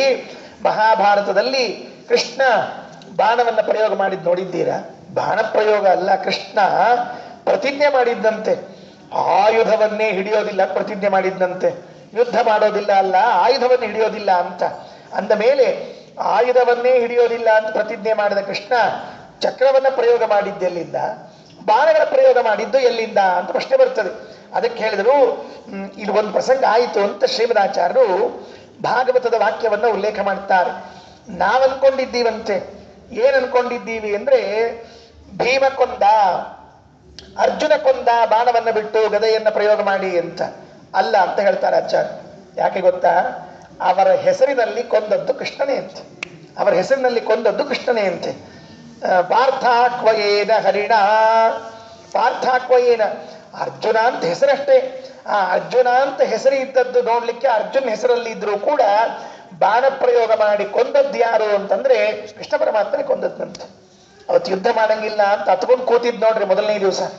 ಆಗ ಹೇಳಿದ್ದಂತೆ, ಅರ್ಜುನ ನೀ ಯುದ್ಧ ಮಾಡು ಬಿಡು, ಸಾಯೋದ್ ನಿಶ್ಚಿತ, ಎದುರು ಪಾರ್ಟಿಯವರು ಸಾಯೋದ್ ನಿಶ್ಚಿತ. ನೀ ಯುದ್ಧ ಮಾಡಿದ್ರೆ ಕೊಂದದ ಕೀರ್ತಿ ಅಷ್ಟೇ ನಿನಗೆ, ಇಲ್ಲೇ ಇದ್ರೆ ಏನ್ ತೊಂದರೆ ಇಲ್ಲ, ಸಾಯಿಸೇ ಬಿಡ್ತೀನಿ ಎಂದ್ರು. ನಿಮಿತ್ತ ಮಾತ್ರಂ ಭವ ಸವ್ಯಸಾಚಿನ್ ಮಯಾ ಹತಾನ್ ತ್ವಂ ಜಹಿಮಾ ವ್ಯತಿಷ್ಠಾಹ. ನಾನಿವ್ರನ್ನ ಮೊದಲೇ ಕೊಂದ್ಬಿಟ್ಟಿನಿ. ಮೊದಲೇ ಕೊಂದಿ ಅಂದ್ರೆ ಏನರ್ಥ? ಎಲ್ಲರೂ ಯುದ್ಧ ಭೂಮಿಯಲ್ಲಿ ನಿಂತ್ಕೊಂಡವ್ರಲ್ಲ ಅಂದ್ರೆ ತಡಿ, ಅವ್ರದೆಲ್ಲ ಸತ್ತದ್ದು ತೋರಿಸ್ತೀನಿ ನಿನಗೆ ಅಂತ ಹೇಳಿದ್ನಂತೆ ಕೃಷ್ಣ. ಇವರೆಲ್ಲ ಎದುರಿಗೆ ನಿಂತಾರ್ರಿ, ಭೀಷ್ಮಾಚಾರ್ಯ ದ್ರೋಣಾಚಾರ್ಯ ಎದುರಿಗೆ ನಿಂತಿದ್ದಾರೆ. ಎದುರಿಗೆ ನಿಂತವರನ್ನ ಸತ್ತದ್ದು ತೋರಿಸ್ತೀನಿ ಅಂತ ಹೇಳಿದ್ನಂತೆ ಕೃಷ್ಣ. ಎಲ್ಲಿ ತೋರಿಸ್ದ ಅಂದ್ರೆ ಹಲ್ಲು ಸಂಧಿಗಳಲ್ಲಿ ತೋರಿಸಿದ್ದಂತೆ. ವಿಶ್ವರೂಪ ತೋರಿಸಿದ್ನಲ್ಲ, ವಿಶ್ವರೂಪದ ಹಲ್ಲಿನ ಸಂಧಿಯಲ್ಲಿ ಭೀಷ್ಮಾಚಾರ್ಯ ತಲೆ ಸಿಕ್ಕೊಂಡಿತ್ತಂತೆ. ಈ ಊಟಕ್ಕೆ ಕೂತಾಗ ಗಡಿಬಿಡಿ ಒಳಗ ಯಾವ್ದಾದ್ರು ಬ್ಯಾಳಿ ಸಿಕ್ಕೊಂಡಿರ್ತದೆ ನೋಡ್ರಿ, ಕಡ್ಲಿ ಬ್ಯಾಳಿಯೋ ಉದ್ದಿನ ಬ್ಯಾಳಿ ಯಾವ್ದೊಂದು ಬ್ಯಾಳಿ ಸಿಕ್ಕೊಂಡಿರಂಗಿಲ್ಲ, ಚಂದಾಗಿ ರುಬ್ಬಿ ಒಡಿ ಮಾಡ್ಬೇಕಾಗಿರ್ತದೆ. ಉದ್ದಿನ ಒಡಿ ಅಬಡ ಜಬಡ ರುಬ್ಬಿ ಮಾಡಿಬಿಟ್ಟಿರ್ತಾರ, ಅವೆಲ್ಲ ಅಲ್ಲೇ ಉಳ್ಕೊಂಡ್ಬಿಟ್ಟಿರ್ತಾವ ಅಂತ ಹಲ್ಲೊಳಗೆ. ಅದು ಡಾಕ್ಟರ್ಗೆ ಅನುಕೂಲ ಆಗ್ತದೆ ಪಾಪ, ಹಲ್ಲಿನ ಡಾಕ್ಟರ್ಗೆ. ಅದಕ್ಕೆ ಅದೇನು ಉಳ್ಕೊಂಡಿತ್ತಲ್ಲ ಹಲ್ಲಿನ ಸಂಧಿಯಲ್ಲಿ, ಹಂಗ ಸಿಕ್ಕೊಂಡಿದ್ರಂತೆ ದ್ರೋಣಾಚಾರ್ಯ ತಲಿ. ಅಶ್ವತ್ಥಾಮಾಚಾರ್ಯರು ಯಾರ್ಯಾರು ಹೋಗಬೇಕು ಅಂತಿದ್ರು, ಅಶ್ವತ್ಥಾಮಾಚಾರ್ಯ ಚಿರಂಜೀವಿಗಳು, ಉಳಿದವರು ಯಾರ್ಯಾರು ಹೋಗಬೇಕು ಅಂತಿದ್ರು ಅವರೆಲ್ಲರೂ ಕೂಡ ಕೃಷ್ಣನ ಬಾಯಲ್ಲಿ ಹಲ್ಲಿನ ಸಂಧಿಗಳು ಸಿಕ್ಕೊಂಡಿದ್ರಂತೆ. ಭಯ ಆಗಿ ಯುದ್ಧ ಮಾಡಿದ್ನಂತೆ. ಅದಕ್ಕೆ ನಿಜವಾಗಿ ಕೊಂದದ್ದು ಯಾರು ಅಂತ ಕೇಳಿದ್ರೆ ಶ್ರೀಕೃಷ್ಣನೇ ಕೊಂದದ್ದು ಅಂತ ಆಚಾರ್ಯ ಹೇಳ್ತಾರೆ. ಅದಕ್ಕೆ ಇಲ್ಲಿ ಹೇಳಿದ್ರು, ಪೃಥುಲ ಚಕ್ರ ಅಕ್ಷಿಣೋತ್, ವಿಸ್ತಾರವಾದ ಚಕ್ರವನ್ನ ಎತ್ತಿದ್ನಂತೆ. ಹೌದು, ಈ ಪಾರ್ಥ ಭೀಮ ಧರ್ಮರಾಜ ಎಲ್ಲ ಇದ್ರಲ್ಲ, ಅವರಲ್ಲಿ ಕೃಷ್ಣ ಪ್ರವೇಶ ಮಾಡಿ ಬಾಣಗಳಿಂದ ಕೊಂದಂತ. ಚಕ್ರವನ್ನ ತಾನೇ ಹಿಡ್ಕೊಂಡಂತ, ಕೊಲ್ಲಿಲ್ಲ, ಕೊಲ್ತೀನಿ ಕೊಲ್ತೀನಿ ಅಂತ ಅಂಜಿಸಿದ್ನಂತ. ಕೆಲವೊಮ್ಮೆ ಅಂಜಿಸ್ಬೇಕಾಗ್ತಿರ್ತದೆ ಕೊಲ್ಸೋಕ್ಕಿಂತ. ಈ ಹಿಂಗೆ ಮಕ್ಕಳು ಕೆಲಸ ಮಾಡ್ಲಿಲ್ಲ ಅಂದ್ರೆ ಅವ್ರಿಗೆ ಹೊಡಿಬೇಕಾಗಿಲ್ಲ, ಪಕ್ಕಕ್ಕೆ ಕೂತವ್ರು ಹೊಡೆದ್ರೆ ಸಾಕಂತ. ಪಕ್ಕಕ್ಕೆ ಕೂತವ್ರು ಹೊಡೆದ್ರೆ ಅಂದ್ರೆ ಅಪ್ಪಕ್ಕೆ ಕೂತಿ ಹೊಡಿಬಾರ್ದು. ಮತ್ತೆ ಪಕ್ಕಕ್ಕೆ ಕೂತವ್ರು ಹೊಡಿಬೇಕು ಅಂದ್ರೆ ನೆಲದ ಮೇಲೆ ಒಂದೆರಡು ಏಟು, ಗೋಡೆಗೆ ಒಂದೆರಡು ಏಟು ಹಾಕಿಬಿಟ್ರೆ ಮಕ್ಕಳು ಹೆದರ್ಕೊಳ್ತಾವಂತ, ಸುಮ್ಮನೆ ಬೇಡ ಬೇಡಡಿ ಅಂತ ತಿಳ್ಕೊಂಡು ಹೇಳಿ. ಹಂಗೆ ಕೃಷ್ಣ ಭೀಷ್ಮಾಚಾರ್ಯನ ಕೊಲ್ತೀನಿ ಕೊಲ್ತೀನಿ ಅಂತ ಚಕ್ರ ಹಿಡ್ಕೊಂಡು ಬಂದಂತ 2 ಸರ್ತಿ. ಒಂದೇ ಸರ್ತಿ ಅಲ್ಲ, 2 ಸರ್ತಿ ಬಂದಂತ. 3ನೇ ದಿವಸ ಒಮ್ಮೆ, 9ನೇ ದಿವಸ ಒಮ್ಮೆ ಬಂದಿದ್ದಂತ. ಮಹಾಭಾರತ ಹೇಳ್ತದೆ, ಚಕ್ರ ಹಿಡಿದುಕೊಂಡು 3ನೇ ದಿವಸ ಅರ್ಜುನ ಮೃದುಯೋದಿನಂ ಪಾರ್ಥಂ ದೃಷ್ಟವ ಮೆಲ್ಲಕ್ಕೆ ಯುದ್ಧ ಮಾಡ್ತಿದ್ದಂತೆ. ಮಾಡ್ಲೋ ಬೇಡೋ ಮಾಡ್ಲೋ ಬೇಡ ಅನ್ಕೊಂಡು ಯುದ್ಧ ಮಾಡ್ಲೋ ಬೇಡ ಮಾಡ್ತಾ ಇದ್ರೆ ಕೃಷ್ಣನಿಗೆ ಸಿಟ್ಟು ಬಂದು ಹೋಯ್ತು. ಅವನಂದ, ಇವನೆಂಥ ಪ್ರಾಣಿ ಎಲ್ಲಾದ್ರೂ ಕೈಯಲ್ಲಿ ಆಯುಧವನ್ನ ಕೊಟ್ಟು ಹಿಡಿದು ಹೊಡಿ ಅಂತ ಹೇಳಿದ್ರೆ ಹೊಡಿಲಿಕ್ಕೆ ತಯಾರಾಗ್ತಾ ಇಲ್ಲ ಇವನು ಅಂತ ಹೇಳಿ ತಾನೇ ಇಳಿದು ಬಿಟ್ಟಂತೆ. ಚಕ್ರವನ್ನ ಎತ್ತಿ ಬಿಟ್ಟ. ಹೋಗಿ ಓಡ್ಕೊಂಡು ಹೋಗಿ, ಅರ್ಜುನ ಬಾ ಮಹಾರಾಯ, ನೀ ಹೇಳಿದ ಹಾಗೆ ಯುದ್ಧ ಮಾಡ್ತೀನಿ ಅಂತ ತಿಳಿದುಕೊಂಡು ಹೇಳಿ ಕಾಲು ಹಿಡ್ಕೊಂಡು ಕರ್ಕೊಂಡ್ ಬರ್ಬೇಕಾಯ್ತಂತೆ. ಅದನ್ನು ಸಂಗ್ರಹ ಮಾಡಿದ ಪಂಡಿತಾಚಾರ್ಯ. ಧರಣಿ ಭರಂ ಪೃಥುಲ ಚಕ್ರಮಕ್ಷಿಣೋತ್ ನಿಶಿತೇಶು ಚಕ್ರಕೃತ ವಿಕ್ರಮ ಪ್ರಭು ಅಂತ ಇಲ್ಲಿ ಸಂಗ್ರಹ ಮಾಡಿದ್ದಾರೆ. ಇವರೂ ಭೂಭಾರನೆ, ಅವರೂ ಭೂಭಾರ ಆಗಿದ್ರು, ಅವರನ್ನೆಲ್ಲ ಸಂಹಾರ ಮಾಡಿ ಕೃಷ್ಣ ಮುಕ್ತಾಯ ಮಾಡಿದ ಅಂತ ಹೇಳ್ತಾರೆ. 34ನೇ ಶ್ಲೋಕ. ಇಲ್ಲಾದ್ರೆ ರಾಮಾವತಾರ ಕೃಷ್ಣಾವತಾರ ಮುಕ್ತಾಯ ಆಯಿತು. ಕೇಳ್ತೇನೆ ನೋಡು, ಮುಗಿಯಲ್ಲ ಅವರು ಮುಗಿದಲ್ಲಿ ನಂಗೆ ಗೊತ್ತಾಗ 12:30 ಆಯ್ತು ರೀ.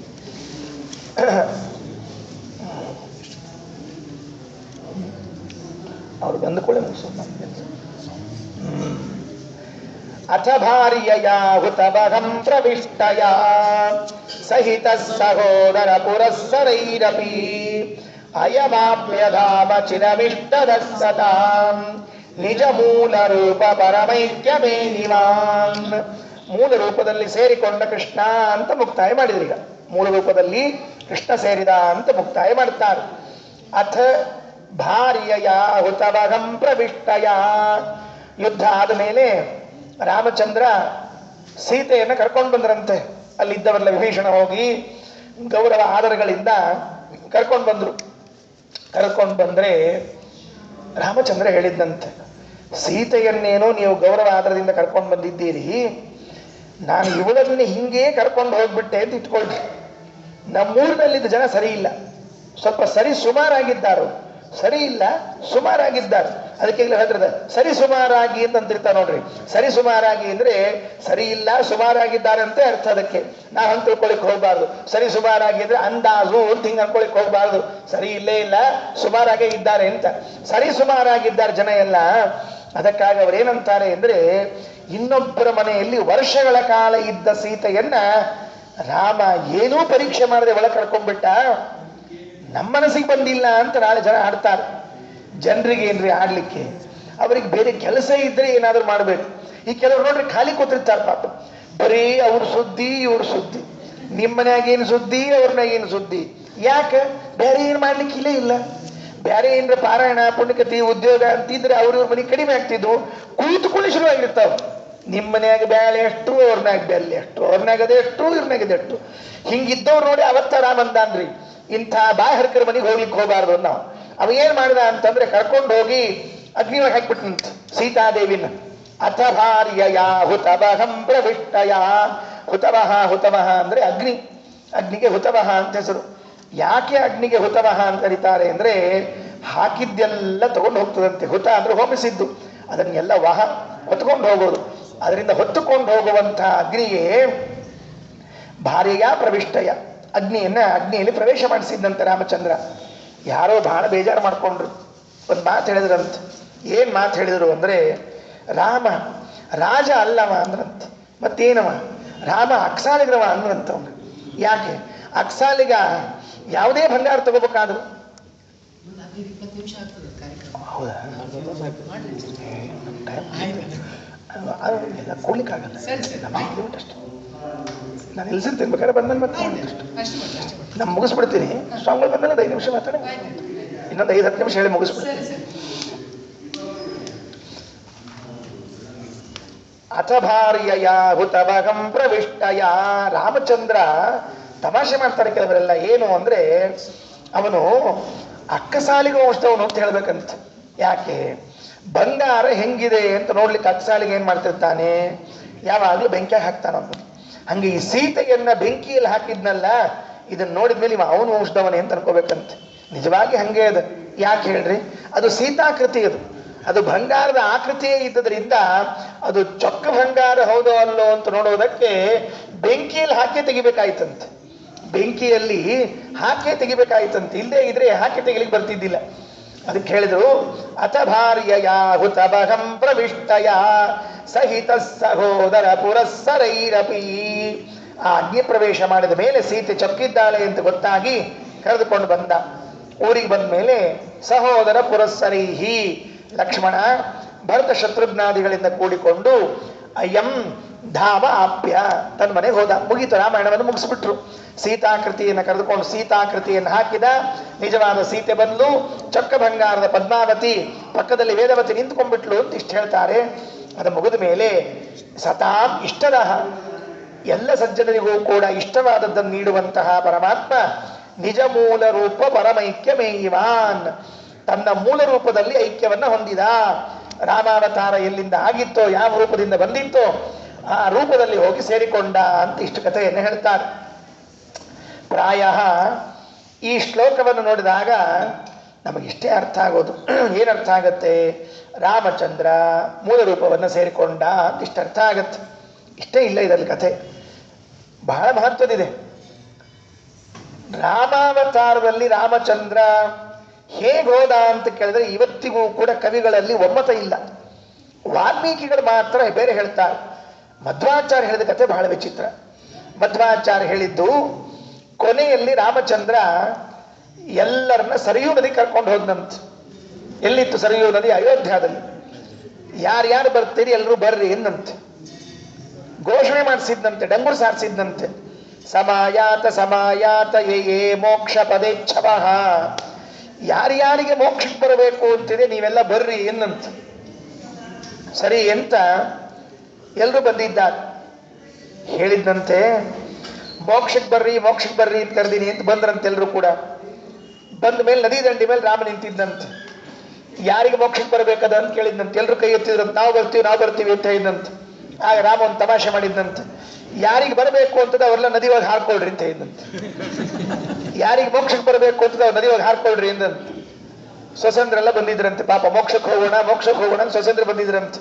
ಅತ್ತಿ ಕಿಟಿ ತಾಡ್ಲಾರ್ದೆ ಮೋಕ್ಷಕ್ಕೆ ಹೋಗೋಣ ಅಂತ ಬಂದಿದ್ರಂತೆ. ಆಗ ಹಾರ್ಕೊಳ್ರಿ ಅಂತ ಹೇಳಿದ್ರಲ್ಲ, 2 ಹೆಜ್ಜೆ ಹಿಂಸರದ್ರಂತೆ. ಯಾಕೆ ಅಂತ ಕೇಳಿದ್ರಂತೆ.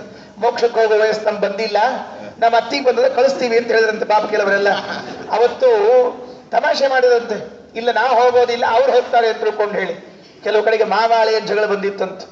ಅಳಿ ಅಂದ್ರೆ ಬಂದ್ಬಿಟ್ಟಿದಂತೆ. ಮಾಮನ್ ಸಾಕಾಗಿ ಕಿರಿಕಿರಿ ಸಾಕಾಗಿ ನಾವು ಹಾರ್ಕೋತೀವಿ ಅಂತ ಬಂದಿದ್ರಂತೆ. ಅಲ್ಲಿ ಬಂದ ಮೇಲೆ ಹಾರ್ಕೋಬೇಕು ಅಂತ ಬಂತಲ್ಲ, ನಮ್ಮ ಮಾವನ್ ಕಳಿಸ್ತೀವಿ. ಹೆಂಗಿದ್ರು ಸೀನಿಯರ್ ಸಿಟಿಜನ್ ಪೆನ್ಷನ್ ಬಹಳ ದಿವಸ ತಿನ್ಲಿಕ್ಕಂತೂ ಅವನ್ನೇ ಕಳಿಸ್ತೀವಿ ಅಂತ ಹೇಳಿದಂತೆ. ಹೀಗೆ ಅವತ್ತಿನ ಕಾಲದಲ್ಲಿ ಕೆಲವರೆಲ್ಲ ಹೋದ್ರು, ಕೆಲವರು ಉಳಿದ್ರು ಅಂತ ತಮಾಷೆ ಮಾಡ್ತಿರ್ತಾರೆ.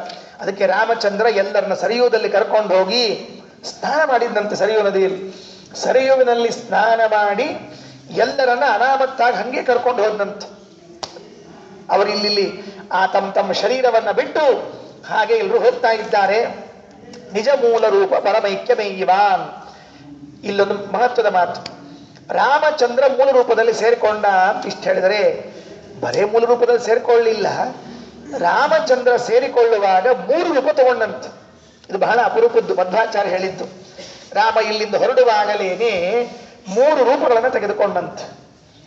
ಒಂದು ರಾಮಾವತಾರ ಸ್ವರ್ಗದಲ್ಲಿ ಇದೆ ಅಂತೆ. ಇವತ್ತಿಗೂ ಕೂಡ ಸ್ವರ್ಗದಲ್ಲಿ ಅಲ್ಲ, ಎಲ್ಲಿ ಅಂತ ಹೇಳ್ತೀನಿ, ಮೊದಲು ಸ್ವರ್ಗದಲ್ಲಿ ಇಟ್ಕೊಳ್ಳೋಣ. 2ನೇ ರಾಮಾವತಾರ ಬ್ರಹ್ಮದೇವರ ಮನೆಗೆ ಹೋಯ್ತಂತೆ. 3ನೇ ರಾಮ ರೂಪ ಅಂದ್ರೆ ರಾಮನ 3 ರೂಪಗಳಲ್ಲಿ 3ನೇ ರಾಮನ ರೂಪ ವೈಕುಂಠಕ್ಕೆ ಹೋಯ್ತಂತೆ. ಹೀಗೆ 3 ರಾಮ ರೂಪದಿಂದ ರಾಮಚಂದ್ರ ಹೊರಟ ಅಂತ ಹೇಳಿದವರು ಮೊದಲು ಮಧ್ವಾಚಾರ್ಯ. ನಾವೆಲ್ಲ 1 ರಾಮ ರೂಪದ ಬಗ್ಗೆ ಕೇಳಿದ್ವಿ. 3 ಅಂತ ಹೇಳಿದವರು ಮಧ್ವಾಚಾರ್ಯ. 1 ಬಂತಂತೆ. ಅದೇ ರಾಮನಿಂದ ಒಂದು ರಾಮ ಹೊರಗೆ ಬಂತು. ಬಂದಾಗ ಎಲ್ಲ ದೇವತೆಗಳು ಬಂದು, ರಾಮ ನೀನು ಹೋಗಿ ವೈಕುಂಠದಲ್ಲಿ ಸೇರ್ಕೊಂಡ್ಬಿಟ್ಟಿದ್ರೆ ನೀನು ಪೂಜೆ ಮಾಡ್ಲಿಕ್ಕೆ ಆಗೋದಿಲ್ಲ. ಒಂದು ನಮಗೆ ಪೂಜೆಗೆ ಬೇಕು, ಒಂದು ಇಲ್ಲೇ ಇದ್ಬಿಡು ಅಂತ ಕೇಳ್ಕೊಂಡ್ರಂತೆ. ಆಯಿತು ಅಂತ ಹೇಳಿ ನಿಮ್ಮ ಯಾವ ಸಭೆಯಲ್ಲಿ ಇರ್ಲಿ ಅಂತ ಕೇಳಿದಂತೆ ರಾಮಚಂದ್ರ. ನಿನಗೆ ಎಲ್ಲಿ ಬೇಕೋ ಅಲ್ಲಿರ್ಬೋದು. ಇಂದ್ರ ಸಭೆ ಇದೆ, ಕುಬೇರ ಸಭೆ ಇದೆ, ವರುಣ ಸಭೆ ಇದೆ, ಆಮೇಲೆ ಎಲ್ಲ ಸಭೆಗಳಿವೆ, ಎಲ್ಲಿ ಬೇಕಾದ್ರೆ ಇರಬಹುದು ಅಂತ ಹೇಳಿದಾಗ ರಾಮಚಂದ್ರ ಹೇಳಿದ್ದಂತೆ, ನಿಮ್ ಯಾವ ಸಭೆಯಲ್ಲಿ ಇರೋದಿಲ್ಲ, ನಾನು ಯಮನ ಸಭೆಯಲ್ಲಿ ಇರ್ತೀನಿ ಅಂತ ಹೇಳಿದ್ದಂತೆ. ಅದಕ್ಕೆ ದೇವತೆಗಳು ಕರೆದಾಗ ಪ್ರಾರ್ಥನೆ ಮಾಡಿದಾಗ ರಾಮಚಂದ್ರನ ಒಂದು ರೂಪ ಯಮಸಭೆಯಲ್ಲಿದೆ ಅಂತ. ಇವತ್ತಿಗೂ ಯಮದೇವರ ಮನೆಯಲ್ಲಿ ರಾಮದೇವರು ಪೂಜೆ ಮಾಡಿಸ್ಕೋತಾರಂತೆ ಯಮದೇವರ ಕೈಯಿಂದ. ಎಂಥ ಭಾಗ್ಯ ನೋಡ್ರಿ. ರಾಮದೇವರ ಪೂಜೆಯನ್ನ ಮಾಡ್ತಾರೆ ಯಮದೇವರು ಅಂದ್ರೆ ಆ ಯಮದೇವರು ಎಷ್ಟು ಪುಣ್ಯ ಸಂಪಾದನೆ ಮಾಡಿರ್ಲಿಕ್ಕಿಲ್ಲ. ನಿತ್ಯ ರಾಮದೇವರ ದರ್ಶನ, 1-2 ದಿವಸ ಅಲ್ಲ, ನಿತ್ಯ ರಾಮದೇವರ ದರ್ಶನ ಆಯ್ತು, ಪೂಜೆ ಮಾಡಿಸ್ಕೊಂಡು. 2ನೇ ಬ್ರಹ್ಮದೇವರು ಒಂದು ಮಾತು ಹೇಳಿದ್ರಂತೆ. ಬ್ರಹ್ಮದೇವರು ರಾಮದೇವರಿಲ್ಲಿಂದ ಬಿಡ್ಬೇಕಾದ್ರೆ ಹೇಳಿದ್ರಂತೆ, ರಾಮಚಂದ್ರ ನೀನು ಹೋಗೋ ಕಾಲಕ್ಕೆ ಒಮ್ಮೆ ಒಳಗೆ ಹೋಗ್ಬೇಡ, ನಮಗೊಂದು ರೂಪ ಕೊಟ್ಟು ಹೋಗು ಅಂತ ಹೇಳಿದ್ರಂತೆ. ಯಾಕೆ ಅಂತ ರಾಮ ಕೇಳಿದ್ದಂತೆ. ಏನಿಲ್ಲ, ನಿತ್ಯದಲ್ಲಿ ನಿನ್ನ ಎಲ್ಲಾ ಪ್ರತಿಮೆಗಳ ಪೂಜಾ ಮಾಡಬೇಕು ಅಂತ ನನಗೊಂದು ಆಸೆ. ಅದಕ್ಕೆ ನೀ ರಾಮ ರೂಪದಿಂದ ಬಂದಿದ್ದಿ ಅಂದ್ರೆ ನಿನ್ನ ರೂಪ ಇಟ್ಕೊಂಡು ಪೂಜೆ ಮಾಡ್ತಿರ್ತೀನಂತೆ. ಕೆಲವರಿಗೆ ದೇವ್ರ ಪೂಜಾ ಮಾಡೋ ಹುಚ್ಚು ಜಾಸ್ತಿ. ಹುಚ್ಚು ಅನ್ನಬಾರ್ದನ್ನೆಲ್ಲ ಇನ್ನೊಂದು ಸ್ವಲ್ಪ ಬೇರೆ ಶಬ್ದ ಇದ್ರೆ ಹೇಳ್ಬೋದು ಅಷ್ಟೇ. ಯಾಕೆ ಅಂದ್ರೆ ಇದ್ದು ಬಿದ್ದು ದೇವರನ್ನೆಲ್ಲ ಇಳಿಸ್ಕೊಂಡ್ಬಿಟ್ಟಿರ್ತಾರೆ ಕೆಳಗೆ. ಇದ್ದು ಬಿದ್ದು ದೇವರು ಇರ್ತಾರೆ ನೋಡ್ರಿ ಮನೆಯಾಗ, ಆ ಪಟ್ಟಿಗಾಗಿ ಈ ಪಟ್ಟಿಗಾಗಿ ಎಲ್ಲ ದೇವ್ರನ್ನ ಇಟ್ಕೊಂಡು ತೆಳಗಡೆಗೆ ಅವ್ರನ್ನೆಲ್ಲ ಪಾಪ ಒಂದು ಅರ್ಧ ತಾಸು ನೀರನ್ನೇ ಕೂಡಿಸಿರ್ತಾರೆ. ಈ ಸ್ವಿಮ್ಮಿಂಗ್ ಪೂಲ್ನಾಗ ಕೂಡಿಸಿರ್ತಾರಲ್ಲ, ಕೂಡಿಸಿರ್ತಾರೆ. ಕೂಡು ಅಂತ ಹೇಳಿ ವಿಷ್ಣು ಪ್ರತಿಮಾ, ಕೃಷ್ಣ ಪ್ರತಿಮಾ ಎಲ್ಲರೂ ಅಲ್ಲೇ ಕೂಡಿಸ್ಬಿಟ್ಟಿರ್ತಾರೆ. ಇದು ಶಾಲಿಗ್ರಾಮ ಎಲ್ಲ ತೆಗೆದು ಪೂಜೆ ಮಾಡ್ತಿರ್ತಾರೆ. ಬ್ರಹ್ಮದೇವ್ರ ಪೈಕಿ ಅವರೆಲ್ಲ. ಬ್ರಹ್ಮದೇವ್ರು ಏನ್ ಮಾಡ್ತಿದ್ರು ಅಂದ್ರೆ ಎಲ್ಲಾ ದೇವ್ರನ್ನ ಒಟ್ಟಿಗೆ ಇಟ್ಕೊಂಡು ಪೂಜೆ ಮಾಡ್ತಿರಂತೆ. ರಾಮ ಬೇಕು ಅಂತ ರಾಮನ ಪ್ರತಿಮಾ ಇಟ್ಕೊಂಡ್ರಂತೆ, ಅದನ್ನ ಪೂಜೆ ಮಾಡ್ಲಿಕ್ಕೆ ಶುರು ಮಾಡಿದ್ರು. ಅದು 2ನೇ ರೂಪ ಅಲ್ಲಿ ಹೋಯ್ತು. 3ನೇ ರೂಪ ಎಲ್ಲಿ ಹೋಯ್ತು ಅಂದ್ರೆ ವೈಕುಂಠದಲ್ಲಿ ಸೇರ್ಕೊಂಡಂತೆ. ವೈಕುಂಠದಲ್ಲಿ ಸೇರಿಕೊಂಡದ್ದು ರಾಮನ 3ನೇ ರೂಪ ಅಂತ ಹೇಳ್ತಾರೆ. ಇಲ್ಲಿ ಹೇಳುವಾಗ ಪಂಡಿತಾಚಾರ್ಯರು ನಿಜ ಮೂಲ ರೂಪ ಪರಮೈಕ್ಯಮೇವಾನ್ ಅಂತ ಇಷ್ಟು ದೊಡ್ಡ ಶಬ್ದ ಹೇಳಿದ್ದಾರೆ. ಹಿಂಗ್ ಬಿಡಿಸ್ಬೇಕು. ಅದನ್ನ ಹೆಂಗ್ ಬಿಡಿಸ್ಬೇಕು ಅಂದ್ರೆ ನಿಜ ಅಂತ ಒಂದು ಪದ ಬಿಡಿಸ್ಬೇಕು, ಮೂಲ ರೂಪ ಅಂತ ಮತ್ತೊಂದು ಪದ ಬಿಡಿಸ್ಬೇಕು, ಪರಮೈಕ್ಯಂ ಅಂತ ಮತ್ತೊಂದು ಪದ ಬಿಡಿಸ್ಬೇಕು. ಆಗ 3 ರೂಪಗಳು ಸಿಗ್ತದೆ. ನಿಜ ಅಂದ್ರೆ ಯಮದೇವರ ಮನೆಯಲ್ಲಿದ್ದ ರೂಪ, ಮೂಲ ರೂಪ ಅಂದ್ರೆ ಬ್ರಹ್ಮದೇವರ ಮನೆಯಲ್ಲಿ ಇರ್ತಕ್ಕಂಥದ್ದು ಪರಮೈಕ್ಯ ಅತ್ಯಂತ ಭೇದವನ್ನು ಹೊಂದಿರುವಂತಹ ರೂಪ ಅಂದ್ರೆ ವೈಕುಂಠದಲ್ಲಿರೋದು ಅಂತ ಬಿಡಿಸ್ಬೇಕಂತೆ. ಇದಾದ ಮೇಲೆ ಕೃಷ್ಣಾವತಾರದ ಕಥೆ. ಅದು ಏನು ಕೃಷ್ಣಾವತಾರದ ಕಥೆ ಏನು ಅಂದ್ರೆ ಅಥ ಭಾರ್ಯಯ ಹುತಭಗಂ ಪ್ರವಿಷ್ಟಯ. ರುಕ್ಮಿಣೀ ದೇವಿಯರು ಕೂಡ ಅಗ್ನಿ ಪ್ರವೇಶ ಮಾಡಿದ್ದಾರಂತೆ. ಇದು ಬಹಳ ಮಂದಿ ಗೊತ್ತಿಲ್ಲ. ಮತ್ತೆ ಇದು ಗೊತ್ತಿಲ್ಲದೆ ಇರೋ ಕಥೆ. ಕೃಷ್ಣ ಏನೋ ಕಾಲಿಗೆ ಬಾಣವನ್ನ ತಾಕಿಸ್ಕೊಂಡ, ಕೃಷ್ಣ ಕಾಲಿಗೆ ಬಾಣವನ್ನ ತಾಕಿಸ್ಕೊಂಡು ಅವನು ದೇಹವನ್ನ ಬಿಟ್ಟ ಅಂತ ತೋರಿಸ್ಬಿಟ್ರು. ರುಕ್ಮಿಣೀ ದೇವಿ ಸತ್ಯಭಾಮಾದೇವರು ಹೇಗೆ ಹೋದ್ರು ಯಾರು ಕೇಳಿದ್ರು? ಕೇಳಲೇ ಇಲ್ಲ ನಾವು. ಅದಕ್ಕೆ ಮಹಾಭಾರತದಲ್ಲಿ ಹೇಳುವಾಗ, ಭಾಗವತದಲ್ಲಿ ಹೇಳುವಾಗ, ಆಚಾರ್ಯರು ತಾತ್ಪರ್ಯ ನಿರ್ಣಯದಲ್ಲಿ ಹೇಳುವಾಗ ಒಂದು ಮಾತು ಹೇಳ್ತಾರೆ. ಅವರೂ ಕೂಡ ಅಗ್ನಿ ಪ್ರವೇಶ ಮಾಡಿದ್ರಂತೆ. ರುಕ್ಮಿಣೀ ದೇವಿಯರು ಸತ್ಯಭಾಮಾದೇವಿಯರು ಕೃಷ್ಣ ಯಾವಾಗ ಇಲ್ಲಿಂದ ಹೊರಟ ಅಂತ ಗೊತ್ತಾಯಿತೋ ಅಗ್ನಿಯನ್ನು ನಿರ್ಮಾಣ ಮಾಡಿ ಅಗ್ನಿಯ ಒಳಗಡೆಗೆ ಪ್ರವೇಶವನ್ನ ಮಾಡಿ ಅದೃಶ್ಯರಾಗಿ ಹೋಗ್ಬಿಟ್ರಂತೆ. ಅದು ಸೀತಾದೇವಿ ಹೇಗೆ ಅಗ್ನಿ ಪ್ರವೇಶ ಮಾಡಿ ಕರೆದುಕೊಂಡು ಬಂದ್ರು, ಹಾಗೆ ರುಕ್ಮಿಣೀ ದೇವಿಯರು ಅಗ್ನಿಯಲ್ಲಿ ಪ್ರವೇಶ ಮಾಡಿ ಹೊರಟು ಹೋಗ್ಬಿಟ್ರು. ಅಥ ಭಾರ್ಯಯ ಹುತವಹಂ ಪ್ರವಿಷ್ಟಯ ಸಹಿತ ಸಹೋದರ ಪುರಸ್ಸರೈರಪಿ. ಸಹೋದರ ಯಾರು? ಸಹೋದರ ಬಲರಾಮ. ಅಲ್ಲಿ ಲಕ್ಷ್ಮಣ ಇದ್ರೆ ಇಲ್ಲಿ ಬಲರಾಮ. ಆ ಲಕ್ಷ್ಮಣನಿಗೆ ಹೇಳಿದ್ದಂತೆ ರಾಮಚಂದ್ರ, ನೋಡು ನಾನು ಏಕಾಂತದಲ್ಲಿ ಒಳಗಿದ್ದೇನೆ, ಅಕಸ್ಮಾತ್ತಾಗಿ ನಾನು ಒಳಗಿದ್ದಾಗ ಯಾರನ್ನಾದ್ರೂ ಒಳಗೆ ಬಿಟ್ಟಿ ಅಂದ್ರೆ ನೀನು ಕೊಂದೇ ಬಿಡ್ತೀನಿ ಅಂತ ಹೇಳ್ಬಿಟ್ಟಿದ್ರಂತೆ. ಎಂದೂ ಅಂದಿದ್ದಿಲ್ಲ ರಾಮಚಂದ್ರ ಇಷ್ಟು ಸಿಟ್ಟಿನಿಂದ. ಆಗ ದೂರ್ವಾಸರು ಬಂದಿದ್ದಾರೆ. ದೂರ್ವಾಸರು ಬಂದದ್ದಕ್ಕೆ ಒಳಗೆ ಬಿಡಬೇಕಾಯ್ತು ಲಕ್ಷ್ಮಣನಿಗೆ. ಒಳಗೆ ಬಿಟ್ಟದ್ದೇ ತಡ. ಅವರು ಹೋದ ಕೂಡಲೇ ರಾಮಚಂದ್ರ ಬಂದು ಹೇಳಿದ, ನೀನು ಇರಬೇಡ, ನನ್ನ ಮುಖ ತೋರಿಸ್ಬೇಡ ನೀನು. ಯಾಕೆ ಅಂದ್ರೆ ನಿನಗೆ ಯಾರನ್ನೂ ಒಳಗೆ ಕಳಿಸ್ಬೇಡ ಅಂತ ಹೇಳಿದ್ದೆ, ದೂರ್ವಾಸರನ್ನು ಕಳಿಸಿದ್ದೀಯಾ, ಮನೆ ಬಿಟ್ಟು ಹೋಗು ಅಂದ್ರು. ಲಕ್ಷ್ಮಣ ಅಂತಾನೆ, ಅಣ್ಣ ಕೊಲ್ತೀನಿ ಅಂತ ಹೇಳಿದ್ದಿ, ಅದೊಂದು ಭಾಗ್ಯ ಆಗ್ಬಿಡ್ಲಿ, ನಿನ್ ಕೈಯಿಂದೇ ಸತ್ಬಿಡ್ತೀನಿ ಅಂದ. ರಾಮ ಏನನ್ಬೇಕು? ಬಂಧು ನಿಧನಂ ತ್ಯಾಗ ಏವ. ಬಂಧುಗಳನ್ನ ಕೊಲ್ಲೋದು ಅಂದ್ರೆ ಅವ್ರನ್ನ ತ್ಯಾಗ ಮಾಡೋದು. ಅವ್ರನ್ನ ಬಿಟ್ಬಿಟ್ರಿ ಅಂದ್ರೆ ಅವ್ರನ್ನ ಕೊಂದಂತೆ ಅಂತ ನೆನ್ಬಿಟ್ಕೊಂಡ್ಬಿಟ್ರಿ. ಬಂಧುಗಳೇನಿದ್ದಾರಲ್ಲ ಆ ಬಂಧುಗಳನ್ನ ಬಿಟ್ಟೇ ಬಿಟ್ರಿ, ನೀವು ಮಾತಾಡ್ಸೋದೇ ಬಿಟ್ಬಿಟ್ರಿ ಅಂತ ಇಟ್ಕೊಳ್ರಿ. ನಿಮ್ ಪಾಲಿಗೆ ನಾವು ಸತ್ತೇ ಬಿಟ್ಟಿವಿ ಅಂತ ಕೇಳ್ತಿರ್ತಾರ ಅವ್ರು.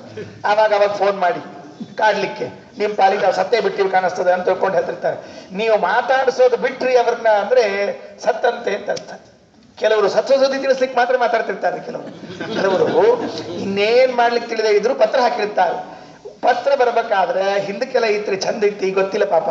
ಹರಿದ ಪತ್ರ ಬಂದದ ಅಂದ್ರೆ ಹೋಗ್ಯಾರ ಅಂತ ಅರ್ಥ. ಅದಕ್ಕೆ ಪತ್ರ ಬರ್ಬೇಕಾದ್ರೆ ಅದ್ರ ಕಿವಿ ಹರಿದು ಕಳಿಸ್ತೀರಿ. ಹಿಂಗೊಂಚೂರು ಹರಿದ ಪತ್ರ ಹಾಕಿದ್ರು ಅಂದ್ರೆ ಓಹೋ ಆ ಪತ್ರ ತಗೊಂಡು ಹೊರಗೆ ಬಂದು ನಿಂತ್ಕೊಳ್ಳೋದು. ಮನೆಯಿಂದ ಇಲ್ಲೇ ಇಲ್ಲ, ಹೊರಗೆ ನಿಂತ್ಕೊಂಡು ಆ ಪತ್ರ ನೋಡಿ ಬರ್ರಿ ಎಲ್ಲ ಹೊರಗೆ ಬರ್ರಿ, ಉದ್ದಕ್ಕೆ ಸ್ಥಾನಕ್ಕೆ ಬರ್ರಿ ಎಲ್ಲಾರು ನಿಂತ್ಕೊಂಡು ಹೊರಗೆ ಕರೆದು ಹೊರಗೆ ಕೊಡೋದು ಕೆಲಸ. ಅದಕ್ಕೆ ಶ್ರೀಕಾರ ಇದ್ದಿದ್ದಿಲ್ಲ ಪತ್ರಕ್ಕೆ. ಕಿವಿ ಹರಿದಿದ್ದು ಪತ್ರದ್ದು ಅಂದ್ರೆ ಗೋವಿಂದ ಅಂತ ಅರ್ಥದೆ. ಬಹಳ ಕಠಿಣ ಅದೆಲ್ಲ. ಅದಾಡ್ಬಿಟ್ಟಿರ್ತಾರೆ ಮುಗಿದ ಕೆಲಸ, ಕ್ಷೇಮ ಇಲ್ಲ ಅಂತ ಅರ್ಥದಕ್ಕೆ. ಹಾಗಾಗಿ ಅಲ್ಲೇನಾಯ್ತು ಅಂದ್ರೆ ಲಕ್ಷ್ಮಣ ಬಂಧು ನಿಧನ, ಬಂಧುಗಳ ತ್ಯಾಗವನ್ನ ಮಾಡೋದೇ ನಿಧನ ಅಂತ. ಅದಕ್ಕೆ ಲಕ್ಷ್ಮಣನನ್ನು ಬಿಟ್ಟುಬಿಟ್ಟಿದ್ದ. ಆ ಲಕ್ಷ್ಮಣ ತನ್ನ ಯೋಗ ಸಾಮರ್ಥ್ಯದಿಂದ ದೇಹ ತ್ಯಾಗ ಮಾಡಿದಂತೆ ಇಲ್ಲಿ ಬಲರಾಮನು ಕೂಡ ತನ್ನ ಯೋಗ ಸಾಮರ್ಥ್ಯದಿಂದ ದೇಹ ತ್ಯಾಗ ಮಾಡಿದ್ದಂತೆ. ಇವರೆಲ್ಲ ಸುರಾಪಾನ ಮಾಡಿ ಯಾದವರೆಲ್ಲ ಯುದ್ಧ ಮಾಡ್ತಾ ಇದ್ದಾಗ ಬಲರಾಮ ಬಂದು ಹೇಳಿದ್ದಂತೆ, ಕೃಷ್ಣ ನೋಡಿ ಎಲ್ಲರೂ ಬಡದಾಡ್ಕೊಂಡು ಸಾಯ್ತಾ ಇದ್ದಾರೆ, ಬಿಡಿಸಬಾರ್ದ ಅಂತ ಕೇಳಿದ್ದಂತೆ. ಕೃಷ್ಣಗೆ ಕೇಳಿದ್ರೆ ಕೃಷ್ಣ ಹೇಳಿದಂತೆ ಒಂದೇ ಮಾತು, ಬಲರಾಮ ಹೆಚ್ಚಿಗೆ ಮಾತಾಡಬೇಡ, ನೀನು ಹೋಗ್ಬೇಕೀಗ ಅನ್ನಂತೆ. ಬಲರಾಮನಿಗೆ ಗಾಬರಿ, ನಾನೇನು ಕುಡ್ದಿಲ್ಲ ಬಿಟ್ಟಿಲ್ಲ ಸೋಸೋದವರೆಗೂ ಹೋಗ್ಬೇಕು ಅಂತ ಅಂದ್ರು. ಹಂಗೆ ಆಗಿರ್ತದೆ. ಜಾಸ್ತಿ ಕುಡಿದೇ ಇದ್ರೆ ಕುಡ್ದಿಲ್ಲ ಅಂತ ಅನುಭವ ಬರ್ತಿರ್ತದೆ. ಅಷ್ಟೇ ಕುಡ್ದಿಲ್ಲ ಅಂದ್ರೆ ಕುಡ್ದಿದ್ದ ಅವನು ಕೂಡ. ಮೊದಲು ಪ್ರಾರಂಭ ಮಾಡಿದ್ದೆ ಇವರೇ ಅಂತೆ, ಬಲರಾಮ ದೇವರೇ ಅಂತೆ. ಆ ಕಂಪನಿ ಅದೇನು ಇರ್ತದಲ್ಲ ಪರಂಪರ, ಕುಡಿಯೋ ಪರಂಪರೆಯನ್ನು ಪ್ರಾರಂಭ ಮಾಡಿದವರೇ ಬಲರಾಮ ದೇವ್. ನಾನು ಹೇಳಿಲ್ಲ, ಮಹಾಭಾರತ ಹೇಳ್ತಾ ಇದ್ದೀನಿ. ನನಗೇನು ಬಲರಾಮ ದೇವ್ರ ಬಗ್ಗೆ ವೈಯಕ್ತಿಕ ಪ್ರೀತಿಯೋ ದ್ವೇಷವೋ ಹಂಗೇನಿಲ್ಲ ಅದ್ರ ಬಗ್ಗೆ. ಪಾಪ ಕುಡಿಲಿಕ್ಕೆ ಪ್ರಾರಂಭ ಮಾಡಿದವರೇ ಅವರು. ಹಿರಿಯಣ್ಣನ ಚಾಲಿ ಮನೆ ಮಂದಿಗೆಲ್ಲ ಅಂತ ಹೇಳಿ ಅವ್ರು ತಗೊಂಡು ಒಟ್ಟಿಗೆ ಹಚ್ಚಿಬಿಟ್ಟಿದ್ರಂತೆ. ಅವರೆಲ್ಲ ಕುಡಿದು ಹೋಗ್ತಿದ್ರಂತೆ. ಬಲರಾಮ ಹೇಳಿದ, ಪಾಪ ಎಲ್ಲ ಹೊಡಿತಾ ಇದ್ದಾರೆ, ನೀನು ಹೋಗು ಅಂದ್ಬಿಟ್ಟ. ಆ ಸಮುದ್ರ ದಂಡೆಯ ಮೇಲೆ ಬಲರಾಮ ಹೋಗಿ ಕೂತ್ಕೊಂಡಂತೆ. ಬಲರಾಮ ಸಮುದ್ರ ದಂಡೆಯ ಮೇಲೆ ಕೂತಿರುವಾಗ ಈ ದೇಹ ಬಿಟ್ಟಂತೆ. ಬಲರಾಮನ ದೇಹ ಬಿದ್ದೋಯ್ತು. ಏನು ಕಾಣಿಸ್ತು ಅವತ್ತಲ್ಲಿದ್ದ ಸುತ್ತಲ ಜನರಿಗೆ ಅಂದ್ರೆ ಶೇಷದೇವರು ಕಾಣಿಸಿದ್ರಂತೆ. 1000 ಹೆಡೆಗಳಿರುವಂತಹ ಶುಕ್ಲಕೇಶಾವೇಶದ ಶೇಷ ಕಾಣಿಸಿದ್ನಂತೆ. ಹೆಂಗಿರಬೇಡ್ರಿ ಎಲ್ಲರ, ಒಂದಿಷ್ಟು ಹೊಲ್ಲಿ ಬಂದಿರ್ತದೆ ಮನ್ಯಾಗ, ಇಷ್ಟು ಕರಿಯೋದೋ ಬಿಳಿಯೋದು ಬೇರೆ ವಿಷಯ. ಮತ್ತೆ ಅದರಲ್ಲಿ ಮತ್ತೆ ಬ್ಲ್ಯಾಕ್ ಅಂಡ್ ವೈಟ್ ಬೇರೆ ವಿಚಾರ ಇದೆ, ಇರ್ಲಿ. ಅದು ಇಷ್ಟು ಹಲ್ಲಿ ಬಂದಿರ್ತದೆ. ಭರತನಾಟ್ಯ ಮನೆಯಲ್ಲಿ ಭರತನಾಟ್ಯ ಅಂಥದ್ದು ಸಹಸ್ರ ಫಣ 1000 ಹೆಡೆ ಇರುವಂತಹ ಹಾವೇ ಬಂದು ಬಿಟ್ರೆ ಮುಗದೆ ಹೋಯ್ತು. ಅಂಥ ಹಾವು ಬಂದು ಸಮುದ್ರದಲ್ಲಿ ಪ್ರವೇಶ ಮಾಡಿ ಪಾತಾಳಕ್ಕೆ ಹೋಗ್ಬಿಡ್ತು ಅಂತ ಸಸಹೋದರಂ. ಇಲ್ಲೂ ಕೂಡ ಅಷ್ಟೇ, ಅಯಮಾಪ್ಯಧಾಮ ಚಿರಮಿಷ್ಟದ ಸತಾಂ, ಸಜ್ಜನರಿಗೆ ಕ್ಷೇಮವನ್ನುಂಟು ಮಾಡುವಂತಹ ಮತ್ತೆ ಕೃಷ್ಣ ಪರಮಾತ್ಮ ಮೂಲ ರೂಪವನ್ನು ಹೊಂದಿದ ಅಂತ. ಇಲ್ಲೂ ಒಂದು ಸ್ವಾರಸ್ಯವನ್ನು ಹೇಳಿ ಮುಕ್ತಾಯ ಮಾಡ್ತೇನೆ. ಏನು ಅಂತಂದ್ರೆ, ಮೂಲ ರೂಪವನ್ನು ಹೊಂದಿದ ಕೃಷ್ಣ ಅಂದ್ರೆ ಹೇಗೆ ಹೊಂದಿದ? ರಾಮಾವತಾರದಲ್ಲಿ 3 ರೂಪದಿಂದ ಹೋದ ಅಂತಿದ್ದಂತೆ ಕೃಷ್ಣಾವತಾರದಲ್ಲಿ 5 ರೂಪದಿಂದ ಹೋದಂತೆ. ಇದು ಗೊತ್ತಿಲ್ಲ ನಮಗೆಲ್ಲ. ರಾಮ ಆಚಾರ್ಯನೇ ಓದಬೇಕು, ಮಹಾಭಾರತ ತಾತ್ಪರ್ಯನೇ ಓದಬೇಕು. 32ನೇ ಅಧ್ಯಾಯದ 25, 26ನೇ ಶ್ಲೋಕ ಮಹಾಭಾರತ ತಾತ್ಪರ್ಯ 32. ಆ 32ನೇ ಅಧ್ಯಾಯದ 25, 26ನೇ ಶ್ಲೋಕವನ್ನು ಓದಿದ್ರೆ ಆಚಾರ್ಯ ಹೇಳಿದು ಗೊತ್ತಾಗತ್ತೆ. ಕೃಷ್ಣ ಇಲ್ಲಿಂದ ಬಂದಂತ ಹೊರಟಿರುವಾಗ ಕೃಷ್ಣನ 5 ರೂಪಗಳು ಹೊರಗೆ ಬಂದುವಂತೆ. ದೇವತೆಗಳಿಗೆಲ್ಲ ಆಶ್ಚರ್ಯ, ಕೃಷ್ಣ ಏನ್ ನೀನು ಮೂಲ ರೂಪಕ್ಕೆ ಹೋಗಿ ಸೇರ್ಕೋಬೇಕಾಗಿತ್ತು, 5 ರೂಪ ಯಾಕೆ ಬಂತು ಅಂತ ಕೇಳಿದ್ರಂತೆ. ಆ 5 ರೂಪ ಯಾಕೆ ಬಂತು ಅಂತ ಕೃಷ್ಣ ಹೇಳ್ತಾನಂತೆ. ಒಂದು ರೂಪ ಗೋಪಾಲ ಮಂತ್ರಂ ಭಜತಾಂ ಜನಾನಾಂ, ಯಾರು ಕೃಷ್ಣ ಮಂತ್ರವನ್ನ ಜಪ ಮಾಡ್ತಾರೋ ನಿತ್ಯದಲ್ಲಿ ಸಭೂವಿ ಅದೃಶ್ಯ, ಫಲ ಕೊಡುವುದಕ್ಕಾಗಿ ಇಲ್ಲಿ ನಿಂತ್ಕೊಂಡಿದ್ದಾನಂತೆ. ಯಾರ್ಯಾರು ಪುರುಷರು ಸ್ತ್ರೀಯರು ಕೃಷ್ಣ ಮಂತ್ರ ಜಪವನ್ನ ಮಾಡ್ತೀರಿ ಅವರೆಲ್ಲ ಒಂದು ನೆನಪಿಟ್ಟುಕೊಳ್ರಿ, ನಾವು ಮಾಡುವಾಗ ಯಾರು ನೋಡ್ತಾ ಇದ್ದಾರೋ ಇಲ್ಲೋ ಅಂತೇನು ಚಿಂತೆ ಮಾಡಬೇಡ್ರಿ. ಸಾಕ್ಷಾತ್ ಕೃಷ್ಣನೇ ಕೂತ್ಕೊಂಡು ನೋಡ್ತಿರ್ತಾನಂತೆ ಕೃಷ್ಣ ಮಂತ್ರ ಜಪ ಮಾಡೋದನ್ನು. ಎಲ್ಲರ ಮನೆಯಲ್ಲಿ, ಮತ್ತೆ ಆಚಾರ ಮನೆಯಾಗಷ್ಟ ಸ್ವಾಮಿಗಳ ಮಠದಾಗಷ್ಟ ಅಂತ ತಿಳಿಬೇಡ್ರಿ, ಎಲ್ಲರ ಮನೆಯಲ್ಲೂ ಯಾರ್ಯಾರು ನಿಮ್ಮ ಮನೆಯಲ್ಲಿ ನೀವು ಕೃಷ್ಣ ಮಂತ್ರ ಜಪ ಮಾಡ್ತಿರ್ತೀರಿ, ಮಾಡುವಾಗ ಕೃಷ್ಣನೇ ಎದುರಿನಲ್ಲಿ ಕೂತ್ಕೊಂಡು ನೋಡ್ತಿರ್ತಾನೆ ಒಂದು ಫಲ ಕೊಡುವುದಕ್ಕಾಗಿ. ಎರಡನೆಯದ್ದು ದ್ವಿತೀಯಮಾಸೀತ್ ಶಿವಪೂಜಿತಂ ವಪುಃ. ಎರಡನೇದ್ದೆಲ್ಲಿ ಹೋಯ್ತು? ಅಲ್ಲ, ಎರಡನೇದ್ದೆಲ್ಲಿ ಹೋಯ್ತು ಅಂದ್ರೆ ತಸ್ಥೋ ದ್ವಿತೀಯೇನ ಚ ಸೂರ್ಯಮಂಡಲೇ, ಸೂರ್ಯಮಂಡಲದಲ್ಲಿ ಇದ್ದಾನಂತೆ ಎರಡನೇ ರೂಪದಿಂದ ಕೃಷ್ಣ. ನೋಡ್ರಿ, ನಿತ್ಯದಲ್ಲಿ ನಾವು ಕೃಷ್ಣನ ದರ್ಶನ ಮಾಡ್ಕೊಳ್ತೀವಿ, ಗೊತ್ತಿಲ್ಲ ನಮಗೆಲ್ಲ. ಯಾವಾಗ ಸೂರ್ಯಮಂಡಲವನ್ನು ನೋಡಿದರೆ ಕೃಷ್ಣ ನೆನಪಾಗಬೇಕು. ಕೃಷ್ಣ ಅಂದ್ರೆ ಗಾಯತ್ರಿ ಮಂತ್ರ ಪ್ರತಿಪಾದ್ಯನಾದವನು ಕೃಷ್ಣ. ಈಗ ಸೂರ್ಯಮಂಡಲ ಅಂತರ್ಗತನಾದವನು, ಅವನ ದರ್ಶನ ಮಾಡ್ಕೊಳ್ಬೇಕಂತ ಎರಡನೇ ರೂಪ. ತೃತೀಯ ಮಾಸೀತ್ ಶಿವಪೂಜಿತಂ ವಪುಃ. 3ನೇ ರೂಪ ಎಲ್ಲಿ ಹೋಯ್ತು ಅಂದ್ರೆ ಶಿವನ ಮನೆಗೆ ಹೋಯ್ತಂತೆ. ಶಿವ ಕೇಳಿಕ್ ಬಂದಿದ್ದಂತೆ, ಕೃಷ್ಣ ನೀ ಪರಂಧಾಮಕ್ಕೆ ಹೋಗುವಾಗ ಒಂದು ರೂಪ ನನಗೆ ಕೊಟ್ಟು ಹೋಗುವಂತ. ಯಾಕೆ ಅಂತ ಹೇಳಿ ಕೃಷ್ಣ ಏನಿಲ್ಲ, ಆ 16,000 ಮಂದಿ ಜೊತೆಗೆ ನೀನು ನಡ್ಕೊಂಡ ರೀತಿ ಇದೆಯಲ್ಲ ಆಶ್ಚರ್ಯ, ನಮಗೆಲ್ಲ ಇಷ್ಟೆಲ್ಲ ಆಗೋದಿಲ್ಲ, ಅದಕ್ಕೆ ಆ ರೂಪ ನಿನ್ನ ನಿತ್ಯ ನೋಡ್ತಿರ್ಬೇಕು ಅಂತ ಒಂದು ಬೇಕು ಅಂತ ಅವರಿಸ್ಕೊಂಡ್ರಂತೆ. 3ನೇ ರೂಪ. 4ನೇ ರೂಪ ಯಾವುದು ಅಂದ್ರೆ ಬ್ರಹ್ಮದೇವರ ಮನೆ. ಮತ್ತೆ ಯಥಾ ಪ್ರಕಾರ ರಾಮಾವತಾರದಲ್ಲೂ ಅಲ್ಲಿ ಹೋಗಿತ್ತು, ಕೃಷ್ಣಾವತಾರದಲ್ಲೂ ಹೋಯ್ತು, ಇದು 4ನೇ ರೂಪ. 5ನೇ ರೂಪ ಎಲ್ಲಿ ಹೋಯ್ತು ಅಂದ್ರೆ ಮೂಲ ರೂಪದಲ್ಲಿ ಸೇರ್ಕೊಂಡಂತೆ. ಹೀಗೆ 5 ರೂಪಗಳಿಂದ ಕೃಷ್ಣ ಪರಂಧಾಮಕ್ಕೆ ಹೋದ ಅಂತ ಮಹಾಭಾರತ ತಾತ್ಪರ್ಯ ನಿರ್ಣಯದ 32ನೇ ಅಧ್ಯಾಯದ 25, 26ನೇ ಶ್ಲೋಕಗಳಲ್ಲಿ ಆಚಾರ್ಯ ತಿಳಿಸ್ತಾರೆ. ಇಲ್ಲಿ ನೋಡ್ರಿ 5 ಶಬ್ದ ಹಾಕಿದ್ದಾರೆ. ಆವಾಗ ಹೇಳುವಾಗ ನಿಜ, ಮೂಲ ರೂಪ, ಪರಮೈಕ್ಯ ಅಂತ ಹೇಳಿದ್ವಿ. ಈಗ ಹೇಳುವಾಗ ನಿಜ, ಮೂಲ, ರೂಪ, ಪರಮ, ಐಕ್ಯ ಅಂತ 5 ಶಬ್ದ ಬಿಡಿಸ್ಬಿಡ್ಬೇಕು.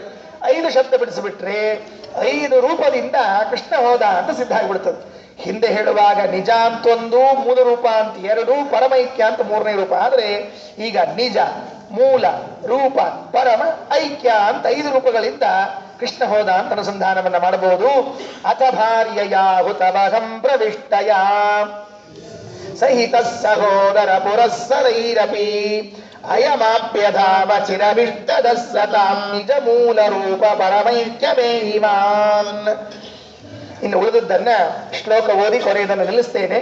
ಮತ್ತೆ ನಾಳೆ ಸಾಯಂಕಾಲ ನಾವು ಸಿಕ್ಕಾಗ 6:30ಗೆ ಮುಂದಿನ ಮಧ್ವವಿಜಯದ ಪ್ರವಚನವನ್ನು ಕೇಳೋಣ. ಇದೇ ಸ್ಥಳದಲ್ಲಿ ನಿತ್ಯದ ಪ್ರವಚನ ನಡೆಯುವಂತೆ ನಡೀತಾ ಇದೆ. 8ನೇ ಸರ್ಗ ನಾಳೆ ಮುಕ್ತಾಯ ಆಗಬೇಕು ನಿಜವಾಗಿಯೂ ಕೂಡ. ಯಾಕೆ ಅಂದ್ರೆ 56 ಸರಿಯಾಗಿ ನಾಳೆ, ಇವತ್ತು 55ನೇ ದಿವಸ, ನಾಳೆ 56, ನಾಳೆ 8ನೇ ಸರ್ಗ ಮುಕ್ತಾಯ ಆದರೆ ಸರಿಯಾಗಿ ಅರ್ಧ ಮಂಗಳ, ಕರೆಕ್ಟಾಗಿ ಅರ್ಧ ದಿವಸಗಳಾಯಿತು. 8 ಸರ್ಗ ಪ್ರವಚನ ಮಂಗಳ ಆದರೆ ಅರ್ಧ ಮಂಗಳ ಆದಂತೆ. ಅದಕ್ಕೆ ನಾಳೆ ಉಳಿದ ಭಾಗವನ್ನು ನೋಡಿ ಸಾಯಂಕಾಲ 6:30ಯಿಂದ 7:00ವರೆಗೆ ಮುಕ್ತಾಯ ಮಾಡೋಣ. ಕೊನೆ ಶ್ಲೋಕೋಚ್ಚಾರಣೆಯನ್ನು ಮಾಡಿ ನಿಲ್ಲಿಸ್ತೇನೆ. ಮಹಿದಾಸ ಪೂಜ್ಯ ಚರಣೋ ದ್ವಿಜಾದ ಭೂತ್ ವಿದಿತಾತ್ ಸವಿಷ್ಣು ಯಶಸೋ ಬಲಾತ್ಮನಃ ಇಹ ಯೋಧದೆ ಜಗತಿ ಪಾಪಶಾಂತಗೆ ಬಹುಧಾಮಹೇತಿ ದೀಪ್ತಿ ಗೋಸ್ಥಿತಿಂ. ಶ್ರೀಕೃಷ್ಣಾರ್ಪಣಮಸ್ತು.